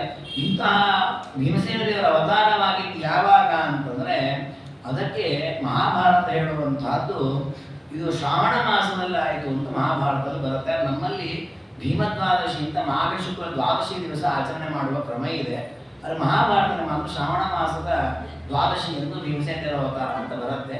ಇದು ಪಾಠಾಂತರ ಆಗಿ ಹಾಗೆ ವ್ಯತ್ಯಾಸವೂ ಆಗಿರೋದು. ಹೀಗೆ ಮುಖ್ಯ ಪ್ರಾಣದೇವರು ಮಘಾ ನಕ್ಷತ್ರದಲ್ಲಿ ಹುಟ್ಟಿದ್ರು. ಶ್ರಾವಣ ಕೃಷ್ಣ ತ್ರಯೋದಶಿ ಮಘಾ ನಕ್ಷತ್ರ ದಿವಸ ಹುಟ್ಟಿದ್ರು ಅಂತ ಇದೆ. ಆದರೆ ನಮ್ಮಲ್ಲಿ ಆಚರಣೆ ಅವತ್ತಿಲ್ಲ. ನಮ್ಮಲ್ಲಿ ಆಚರಣೆ ಭೀಮದ್ವಾದಶಿ ಅಂತ ಮಾಘ ಶುದ್ಧ ದ್ವಾದಶಿ ದಿವಸ ಆಚರಣೆ ಮಾಡುವ ಕ್ರಮ ಇದೆ ಅಂತ. ಹೀಗೆ ಭೀಮಸೇನ ದೇವರ ಅವತಾರವಾಯಿತು. ಪಾಂಡುರಾಜನು ಸಂತೋಷಪಟ್ಟ, ಕುಂತಿಯು ಸಂತೋಷಪಟ್ಟಳು. ಆ ಭೀಮಸೇನ ದೇವರ ಅದ್ಭುತವಾದ ಬಲದ ಪ್ರದರ್ಶನ ಅವತಾರ ಮಾಡಿದಾಗಲೇ ನಡೆದು ಹೋಗಿದೆ. ಅದೊಂದು ಕಥೆಯನ್ನು ಮಹಾಭಾರತ ತಕ್ಷಣವೇ ಉಲ್ಲೇಖ ಮಾಡುತ್ತೆ. ಅಂದರೆ ಅರ್ಜುನಾದಿಗಳ ಅವತಾರವನ್ನು ಹೇಳಬೇಕು, ಅದರ ಮೊದಲು ಆ ಕಥೆಯನ್ನು ಹೇಳಿ ಮುಂದೆ ಹೋಗುತ್ತೆ. ಅಂದರೆ ಉಳಿದವರಿಗಾಗುವಾಗ ಕೇವಲ ದೇವತೆಗಳು ಅವತಾರ ಮಾಡಿದ್ರು ಅಂತ ಬರುತ್ತೆ. ಅವರು ಭಾರಿ ಪರಾಕ್ರಮಿ ಇದ್ರು, ಶೂರರಿದ್ರು, ರೂಪವಂತರಿದ್ರು, ಧರ್ಮ ಪ್ರಜ್ಞೆ ಇತ್ತು ಅಷ್ಟೇ ಬರುತ್ತೆ. ಭೀಮಸೇನರಿಗಾಗುವಾಗ ಮಾತ್ರ ಮಹಾಭಾರತ ಇವರು ಅವತಾರ ಮಾಡಿದ ಬಲಿಷ್ಠನಾಗಿದ್ದ, ಒಳ್ಳೆ ಶೂರನಿದ್ದ ಅದೆಲ್ಲ ಹೇಳೋದ್ರ ಜೊತೆಗೆ ಒಂದು ಕಥೆಯನ್ನು ಹೇಳುತ್ತೆ. ಏನಂದ್ರೆ ಕುಂತಿದೇವಿ ಆ ಭೀಮಸೇನ ದೇವರು ಶಿಶುವಾಗಿದ್ದಾಗ ತಮ್ಮ ತೊಡೆ ಮೇಲೆ ಮಲಗಿಸ್ಕೊಂಡು ಕೂತಿದ್ರಂತೆ. ಕೂತಾಗ ಒಂದು ಸಿಂಹದ ಗರ್ಜನೆ ಆಯಿತಂತೆ. ಹುಲಿ ಸಿಂಹಗಳು ಅಡ್ಡಾಡುವ ಜಾಗ ಪಾಂಡಕೇಶ್ವರ ಒಂದು ಕಾಡು ಪ್ರದೇಶ ಬದರಿ ಸಮೀಪದಲ್ಲಿ. ಸರಿ ಅಂತ ಆ ಹುಲಿಯ ಗರ್ಜನೆಯ ಶಬ್ದವನ್ನು ಕೇಳಿ ಅವರು ಎದ್ರು. ಯಾಕೆಂದ್ರೆ ಆ ಹುಲಿ ಬಂದ್ಬಿಟ್ಟ ಕಷ್ಟ ಅಂತ ಎದ್ರು. ಏಳುವಾಗ ತಮ್ಮ ಕೈಯಲ್ಲಿರ್ತಕ್ಕಂತಹ ಮಗು ಕೈ ಜಾಗರಣೆ ಮೇಲೆ ಬಿತ್ತು. ಬಿದ್ದು ಕೂಡಲೇ ಅಯ್ಯೋ ಮಗುವಿಗೆ ಏನಾಯ್ತು ಅಂತ ವ್ಯಥೆ ಪಟ್ಟರು. ನೋಡಿದ್ರೆ ಮಗುವಿಗೆ ಏನಾಗಿರ್ಲಿಲ್ಲ, ಮಗುವಿನಲ್ಲಿ ಬಿದ್ದಿತ್ತು ಆ ಬಂಡೆ ನುಚ್ಚು ನೂರಾಗಿ ಹೋಗಿತ್ತು. ಅದಕ್ಕೆ ಶತಶೃಂಗ ಪರ್ವತ ಅಂತ ಹೆಸರಿತ್ತು. ಮೊದಲು ಬರೀ ಹೆಸರು ಮಾತ್ರ ಇತ್ತು.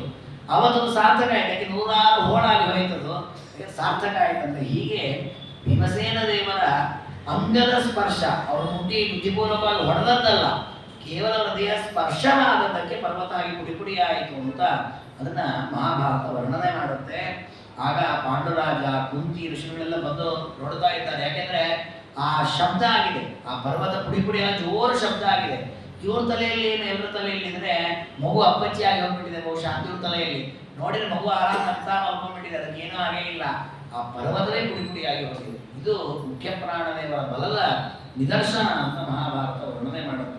ನೋಡಿ, ಪಂಡಿತಾಚಾರ್ಯರು ಸುಮಧ್ವಜದಲ್ಲಿ ಭೀಮಸೇನರ ಕಥೆ ಹೇಳುವಾಗ ಈ ಕಥೆಯನ್ನು ಉಲ್ಲೇಖ ಮಾಡುತ್ತಾರೆ. ಇಂದ್ರಾಯುಧಂ ಇಂದ್ರಕರಾಭಿನಂದಂ ಚಿಚ್ಚೇದ ಪಕ್ಷಾಂ ಕ್ಷಿತಿಧಾರೇಣಾಂ ಪ್ರಾಕ್ ವಿಭೇದ ಭೂವೃತ್ ವಪುರಂಗ ಸಂಘ ಚಿತ್ರಂ ಸಪನ್ನೋ ಜನನೀ ಕರಾಗ್ರ. ನೋಡಿ, ಇದೇ ಕಥೆಯಲ್ಲಿ ಸಾರಾಂಶ ಇರ್ತವೆ. ಜನನೀ ಕರಾಗ್ರಾತ್ ಪನ್ನ, ತಾಯಿಯಾದ ಕುಂತಿದೇವಿಯ ಕೈಯಿಂದ ಪನ್ನ ಕೆಳಗೆ ಬಿದ್ದಂತಹದ್ದು ಮಗು. ಅದರ ಸ್ಪರ್ಶ ಮಾತ್ರದಿಂದಲೇ ಚಿಚ್ಛೇದ ತುಂಡು ತುಂಡಾಗಿ ಹೋಗಿದೆ ಆ ಪರ್ವತ. ಈ ರೀತಿ ಭೀಮಸೇನ ದೇವರ ದೇಹದ ಸಾಮರ್ಥ್ಯ ಎಂತಹದ್ದು ಅನ್ನೋದನ್ನ ಮಹಾಭಾರತ ವರ್ಣನೆ ಮಾಡಿದೆ. ಅದಾದ ಮೇಲೆ ಮುಂದೆ ಅರ್ಜುನರನ್ನ ಪಡಿತಾರೆ. ನಕುಲ ಸಹದೇವರನ್ನ, ಇಂದ್ರದೇವರು, ಅಶ್ವಿನಿ ದೇವತೆಗಳು. ಅಂದರೆ ಕುಂತಿದೇವಿ ಇಂದ್ರದೇವರ ಮೂಲಕ ಅರ್ಜುನನನ್ನ ಪಡೆದರು. ಆಮೇಲೆ ಮಾದ್ರಿ ದೇವಿಗೂ ಮಕ್ಕಳು ಬೇಕಂತ ಅವರಿಗೂ ಮಂತ್ರೋಪದೇಶ ಕೊಟ್ಟಾಗ ಅವರು ನಕುಲ ಸಹದೇವರನ್ನ ಅಶ್ವಿನಿ ದೇವತೆಗಳಿಂದ ಪಡೀತಾರೆ. ಹೀಗೆ ಮುಖ್ಯ ಪ್ರಾಣದೇವರ ಸಂಕಲ್ಪದಂತೆ ಆ ಭೀಮಸೇನಾಗಿ ಅವರ ಅವತಾರ ಮಾಡಿದರು. ದೇವರ ಸಂಕಲ್ಪವು ಇತ್ತು, ಉಳಿದ ದೇವತೆಗಳು ಅವತಾರ ಮಾಡಿದರು ಅಂತ ಹೇಳಿ ಈ ಅಧ್ಯಾಯದಲ್ಲಿ ಭೀಮಸೇನರ ಪಾತ್ರ ಬರೋದು ಇಷ್ಟೇ. ಆದರೆ ಆಚಾರ್ಯರು ಈ ವಿಷಯವನ್ನು ಹೇಳುವಾಗ ಇನ್ನೂ ಕೆಲವು ವಿಷಯಗಳನ್ನು ಸೇರಿಸಿ ಹೇಳುತ್ತಾರೆ. ಏನದು ಅಂತಂದ್ರೆ, ಮುಖ್ಯ ಪ್ರಾಣದೇವರು ಅವತಾರ ಮಾಡಿದ ಆ ಮಗುವಿಗೆ ಭೀಮಸೇನ ಅಂತ ನಾಮಕರಣ ಮಾಡಿದ್ದಾರೆ. ಇದು ಮಹಾಭಾರತದಲ್ಲಿ ಬರುತ್ತೆ, ಅದು ಮುಂದಿನ ಅಧ್ಯಾಯದಲ್ಲಿ ಬರುತ್ತೆ. ಅಲ್ಲಿ ಅಂದರೆ ಸಾಲಾಗಿ ಋಷಿಮುನಿಗಳ ಸಮಕ್ಷಮದಲ್ಲಿ ಪಾಂಡುರಾಜ ಮಕ್ಕಳಿಗೆ ಜಾತಕರ್ಮ ಸಂಸ್ಕಾರ ಮಾಡಿ ಆಮೇಲೆ ನಾಮಕರಣ ಮಾಡಿದ. ಮೊದಲನೇ ಮಗನಿಗೆ ಯುಧಿಷ್ಠಿರ ಅಂತ ಇಟ್ಟ, ಎರಡನೇ ಮಗನಿಗೆ ಭೀಮಸೇನ, ಮೂರನೇವನ ಅರ್ಜುನ, ನಾಲ್ಕನೇ ನಕುಲ, ಐದನೇ ಸಹದೇವ ಅಂತ ನಾಮಕರಣ ಮಾಡಿದ್ರು ಅಂತ ಬರುತ್ತೆ.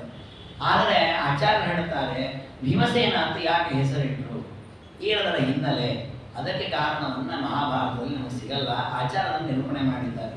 ಸವಾಯುರೇವ ಭವದತ್ರ ಭೀಮ ನಾಮ ಭೃತಾಮ ಸಕಲ ಸವಿಷ್ಣುನೇಶೇನ ಯುತಃ ಸದೈವ ನಾಮ್ನಾ ಸೇನೋ ಭೀಮಸೇನಸ್ತತೋಸೌ. ಭೀಮಸೇನ ದೇವರಿಗೆ ಭೀಮಸೇನ ಅಂತ ಹೆಸರು.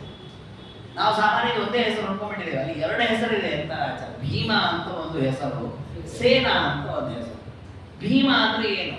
ಭೀಮ ಅನ್ನುವಲ್ಲಿ ಭಂಜ ಭರಣೆ ಅಂತ ಧಾತು, ಅದು ಭೀ ಅಂತ ಆಗಿದೆ. ಮ ಅನ್ನುವ ಶಬ್ದ ಇದೆ, ಅದು ಮಾ ಅಂತ ಧಾತು, ಅದಕ್ಕೆ ಜ್ಞಾನ ಅಂತ. ಮಾ ಅಂದ್ರೆ ಜ್ಞಾನ, ಜ್ಞಾನ ಅಂದ್ರೆ ವಿದ್ಯೆ. ವಿದ್ಯೆಗಳನ್ನೆಲ್ಲವನ್ನು ಕೂಡ ಭೀ ಭರಣ ಮಾಡಿದ್ದಾರೆ, ಧಾರಣೆ ಮಾಡಿದ್ದಾರೆ, ಆದ ಕಾರಣ ಅವರಿಗೆ ಭೀಮ ಅಂತ ಹೆಸರು.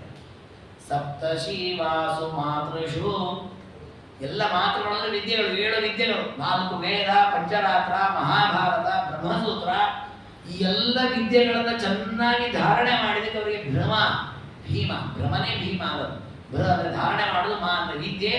7 ವಿದ್ಯೆಗಳನ್ನ ಚೆನ್ನಾಗಿ ಧರಿಸಿದ್ದಾರ ಕಾರಣ ಅವರಿಗೆ ಭ್ರಮ ಅಂತ ಹೆಸರು. ಆ ರಕಾರಕ್ಕೆ ದೀರ್ಘ ಬಂದು ಭೀ ಅಂತಾಗಿ ಭೀಮ ಅಂತ. ಭೀಮ ಶಬ್ದಕ್ಕೆ ಎಲ್ಲ ವಿದ್ಯೆಯನ್ನು ಹೊತ್ತವರು ಅಂತ. ಇದು ನಮಗೆ ಎಲ್ಲಿ ಗೊತ್ತಾಗತ್ತೆ ಅಂದ್ರೆ, ಮಹಾಭಾರತದಲ್ಲೇ ಕೆಲವು ಪ್ರಸಂಗವನ್ನು ನೋಡಿದಾಗ ಎಂತಹ ವಿದ್ಯೆ ಇದೆ ಭೀಮಸೇನ ದೇವರಿಗೆ ಅಂತ ಗೊತ್ತಾಗುತ್ತೆ. ಯಾಕೆ ಅಂದ್ರೆ ಸಾಮಾನ್ಯವಾಗಿ ನಾವು ಗದಾಯುದ್ಧವನ್ನು ಭೀಮಸೇನ ದೇವರು ಮಾಡ್ತಾರೆ ಅಂತ ನಾವು ತಿಳ್ಕೊಂಡಿದ್ದೇವೆ. ಏನೋ ಬೇಕಾದಷ್ಟು ಕಥೆಗಳಲ್ಲಿ ಕೇಳ್ತೀವಿ, ದುರ್ಯೋಧನಾದಿಗಳು, ಜರಾಸಂಧಾದಿಗಳ ವಧೆಗಳು. ಭೀಮಸೇನ ದೇವರು ಒಂದು ಬಾರಿ ಅಲಂಕುಸ ಅನ್ನೊಟ್ಟಿಗೆ ಬಿಲ್ಲು ವಿದ್ಯೆಯಲ್ಲಿ ಯುದ್ಧ ಮಾಡುತ್ತಾರೆ, ಬಿಲ್ಲು ಬಾಣ ಹಿಡಿದು ಯುದ್ಧ. ಇದನ್ನ ಕೃಷ್ಣದೇವರು ಅರ್ಜುನರಿಗೆ ತೋರಿಸಿದ್ದಾನೆ. ಸ್ವಲ್ಪ ನೋಡು ಭೀಮ ಹೇಗೆ ಯುದ್ಧ ಮಾಡ್ತಾನೆ ನೋಡು ಅಂತ ತೋರಿಸಿದ್ದಾನೆ. ಯಾಕೆ ಅಂದ್ರೆ ಅರ್ಜುನರಿಗೆ ತಲೆಯಲ್ಲಿ ಇರ್ತದೆ, ನಾನು ಭಾರಿ ಬಿಲ್ಲಾಡೋದು, ಅನ್ನಷ್ಟು ಬಿಲ್ಲು ವಿದ್ಯೆಯಲ್ಲಿ ಯಾರು ಪ್ರವೀಣರೇ ಇಲ್ಲ ಅಂತ. ಅತ್ಯಂತ ನೋಡು, ನಿನಗಿಂತ ಬಲಿಷ್ಠ ಅರ್ಜುನ ಭೀಮಸೇನ ಇದ್ದಾನೆ, ಅವನಿಗಿರುವಷ್ಟು ಬಿಲ್ಲು ವಿದ್ಯೆ ನಿನಗೇನಿಲ್ಲ, ಆದರೆ ಅವನು ತೋರಿಸಲ್ಲ ನಮ್ಮ ಲೋಕದಲ್ಲಿ. ಯಾಕೆ? ಅರ್ಜುನನಿಗೆ ಪ್ರಸಿದ್ಧಿ ಬರಲಿ. ಅದು ಮುಂದೆ ಬರ್ತದೆ. ದ್ರೋಣಾಚಾರ್ಯ ವಿದ್ಯಾಭ್ಯಾಸ ಮಾಡುವಾಗಲೂ ಕೂಡ ದ್ರೋಣಾಚಾರ್ಯ ಅತ್ಯಂತ ಹತ್ತಿರ ಆಗ್ಬೇಕು ಅರ್ಜುನ. ಆ ರೀತಿ ಅರ್ಜುನಿಗೆ ಸಪೋರ್ಟ್ ಮಾಡ್ತಾರೆ ಭೀಮಸೇನ. ತಾವು ಮುಂದೆ ಹೋಗಲ್ಲ, ತನ್ನ ಹೆಸರು ಬರಬೇಕು ತಾನು ಆಲೋಚನೆ ಮಾಡೋಲ್ಲ. ಯಾಕಾಗೆ ಅಂತಂದ್ರೆ ಲೋಕದಲ್ಲಿ ಅರ್ಜುನನಿಗೆ ಕೀರ್ತಿ ಬರಲಿ. ಅದು ಹೊಸ ಅಸ್ತ್ರವಿದ್ಯೆಯಲ್ಲಿ ಪ್ರಾವೀಣ್ಯ ಅರ್ಜುನನಿಗಿಂತ ಮಗಿಲಾದ ವಿದ್ಯೆ ಭೀಮಸೇನರಿಗೆ ಬರ್ತಾ ಇರ್ತದೆ. ಹಾಗಾಗಿ ಅಷ್ಟು ವಿದ್ಯೆಯಲ್ಲಿ ಅತ್ಯದ್ಭುತವಾದ ವಿದ್ಯೆ. ಇದು ಒಂದಾಯ್ತಲ್ಲ, ಇನ್ನು ಜ್ಞಾನ, ಎಂತೆಂತಹ ಜ್ಞಾನ, ಎಂತೆಂತಹ ಪ್ರಶ್ನೆಗಳಿಗೂ ಉತ್ತರ ಗೊತ್ತಿರ್ತದೆ. ಇದು ನಮಗೆ ಮಹಾಭಾರತದಿಂದ ಗೊತ್ತಾಗತ್ತೆ. ಎಲ್ಲಿ ಗೊತ್ತಾಗತ್ತೆ ಅಂದ್ರೆ, ನಹುಷ ಅಜಗರ ಸರ್ಪವಾಗಿ ಬಿದ್ದಿರ್ತಾನೆ. ಅಜಗರ ಸರ್ಪವಾಗಿ ಬಿದ್ದಾಗ ಭೀಮಸೇನ ಒಂದು ಬಾರಿ ಆ ಕಾಡಿನಲ್ಲಿ ವನವಾಸ ಕಾಲದಲ್ಲಿ ಸಂಚಾರ ಮಾಡ್ತಾ ಹೂತಕ್ಕೆ ಯಾವುದಕ್ಕೂ ಹೋದಾಗ ನಹುಷ ಅಡ್ಡ ಆಗ್ತಾನೆ. ಆ ಅಜಗರನ ಸ್ವಭಾವ ಏನಿರ್ತದೆ, ಯಾರು ಅದನ್ನು ಸುತ್ಕೊಂಡ್ಬಿಡೋದು, ಸುತ್ತಕೊಂಡು ಅವ್ರನ್ನ ಕೇಳೋದು, ನನ್ನ ಪ್ರಶ್ನೆಗಳಿಗೆ ಉತ್ತರ ಹೇಳಿ ಅಂತ. ಒಂದಿಷ್ಟು ಧರ್ಮದ ಪ್ರಶ್ನೆ ಕೇಳೋದು, ಉತ್ತರ ಹೇಳಿದ್ರೆ ಅವ್ರನ್ನ ಬಿಡ್ತೇನೆ, ಉತ್ತರ ಹೇಳಿದ್ರೆ ಬಿಡ್ತೇನೆ ಅಂತ. ಅವ್ರ ಪಾಪ ಯಾರಿಗೆ ಉತ್ತರ ಕೊಡ್ಲಿ, ಯಾಕೆ ಧರ್ಮ ಸೂಕ್ಷ್ಮದ ಪ್ರಶ್ನೆ ಕೇಳೋದು, ಉತ್ತರ ಕೊಡ್ಲಿಕ್ಕೆ ಆಗೋದಿಲ್ಲ. ಅವ್ರು ಹಿಡ್ಕೊಂಡಷ್ಟಂತೂ ಅವ್ರ ಎಲ್ಲ ಪುಣ್ಯವಂತ ಹಾಕಿಕೊಳ್ತಿರ್ತಾನೆ. ಕಡೆಗೆ ಅವ್ರು ತಿಂದು ಬಿಡೋದು, ಹೀಗೆ ಮಾಡ್ತಾ ಇರ್ತಾನೆ. ಬಹುಶಃ ಅಜಗರ ಸರ್ಪನಾಗಿ ಬಿದ್ದು ಭೀಮಸೇನ ದೇವ್ರನ್ನ ಹಿಡ್ಕೊಳ್ತಾನೆ. ಭೀಮಸೇನ ಎಷ್ಟು ಸುತ್ತಿ ಹಿಡ್ಕೊಂಡು ಎಷ್ಟು ಪ್ರಶ್ನೆಗಳ ಉತ್ತರವನ್ನೆಗಳು ಸುಮ್ಮನೆ ನಿಂತಿರ್ತಾರೆ. 100 ಪ್ರಶ್ನೆ ಕೇಳ್ತಾನೆ ಧರ್ಮದ ಬಗ್ಗೆ. ಯಾವ ಪ್ರಶ್ನೆಗೆ ಉತ್ತರ ಅವ್ನು ಹೇಳ್ತಾನೆ ಅಜಗರ, ನೀವು ಉತ್ತರ ಕೊಟ್ಟರೆ ನಿಮ್ಮನ್ನು ಬಿಡೋದೇ ಇಲ್ಲ ನಾನು ಅಂತ. ನೀವು ಬದುಕಿ ವಾಪಸ್ ಹೋಗ್ಬೇಕಾ, ಉತ್ತರ ಕೊಡ್ಲೇಬೇಕು ಅಂತ. ಉತ್ತರ ಕೊಡಲ್ಲ, ಹಾಗೆ ನಿಂತಿರ್ತಾರೆ.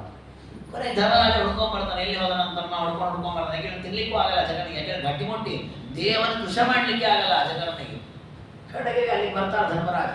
ಬಂದಾಗ ಧರ್ಮರಾಜನ ನೋಡ್ತಾರೆ, ಅಯ್ಯೋ ಅಜಗರ ಸಿಕ್ಕಾಕೊಂಡ್ಬಿಟ್ಟಿದೆ. ಅಜಗರ ಕೇಳಿದ್ರೆ, ಯಾಕೆ ಸಿಕ್ಕೊಂಡಿದ್ದಿ, ಬಿಡು ನನ್ನ ತಮ್ಮ ನಾನು. ಇಲ್ಲ, ನನ್ನ ಪ್ರಶ್ನೆಗೆ ಉತ್ತರ ಕೊಟ್ಟಿಲ್ಲ, ಪ್ರಶ್ನೆಗೆ ಉತ್ತರ ಕೊಟ್ಟರೆ ಮಾತ್ರ ಬಿಡ್ತೀನಿ ಅಂತ ಹೇಳಿದ್ರೆ ನಾನು ಬಿಡಲ್ಲ, ಉತ್ತರ ಕೊಡ್ಲಿಲ್ಲ ಬಿಟ್ಟಿಲ್ಲ. ಏನ್ ಪ್ರಶ್ನೆ? ಅವ್ರು ಧರ್ಮದ ಪ್ರಶ್ನೆ ಅಷ್ಟು ಕೇಳ್ತಾರೆ. ಧರ್ಮರಾಜ ಅಷ್ಟು ಉತ್ತರ ಕೊಡ್ತಾರೆ. ಉತ್ತರ ಕೊಟ್ಬಿಟ್ಟು ಅಜಗರ ಭೀಮಸೇನ ಬಿಡ್ತಾನೆ. ಅವನಿಗೂ ಶಾಪದಿಂದ ಮೋಚನೆ ಆಗುತ್ತೆ, ಅವನು ಔಷಧನಾಗಿ ಸದ್ಗತಿಯನ್ನು ಪಡಿತಾನೆ. ಆಗ ಮಹಾಭಾರತದಲ್ಲಿ ಬರೋ ಪ್ರಸಂಗ ಏನು, ವಸ್ತು ನಮ್ಗೆ ಬೇಕಾಗೋ ಪ್ರಸಂಗ ಇಲ್ಲಿರೋದು. ಅಲ್ಲಿ ಏನು ಬರುತ್ತೆ ಅಂದ್ರೆ, ಆಗ ಧರ್ಮರಾಜನಂತಾರೆ, ಭೀಮ ಇದಿಷ್ಟು ಉತ್ತರ ನಿನಗೆ ಗೊತ್ತಿದ್ರು ಯಾಕೆ ಕೊಡ್ಲಿಲ್ಲ ಅಂತ ಹೇಳ್ತಾರೆ. ಅಂದ್ರೆ ಅವ್ರಿಗೆ ಗೊತ್ತಿದೆ, ಎಲ್ಲ ಪ್ರಶ್ನೆಗಳಿಗೂ ಉತ್ತರ ಗೊತ್ತಿದೆ, ಯಾಕೆ ನೀನು ಹೇಳಲಿಲ್ಲ ಅಂತ. ಆಗ ಭೀಮಸೇನ ದೇವರು ಹೇಳೋ ಮಾತೇನು ಅಂತಂದ್ರೆ, ಆ ಅಜಗರ ನನಗೊಂದು ಮಾತು ಹೇಳಿತ್ತು. ಏನು ಅಂತಂದ್ರೆ, ನಿನಗೆ ಬದುಕುವ ಆಸೆ ಇದ್ರೆ ಈ ಪ್ರಶ್ನೆಗೆ ಉತ್ತರ ಕೊಡು ಅಂತ ಹೇಳಿದ್ದು. ಕ್ಷತ್ರಿಯನಾದವನು ಬದುಕಲಿಕ್ಕೋಸ್ಕರ ವಿದ್ಯೆಯನ್ನು ಉಪಜೀವನ ಮಾಡಬಾರದು, ನಾನು ಉತ್ತರ ಕೊಡಲಿಲ್ಲ ಅಂದ್ರೆ. ಅಂತಹ ಸನ್ನಿವೇಶದಲ್ಲಿಯೂ ಜ್ಞಾನ ಸ್ಫುಟವಾಗಿದೆ.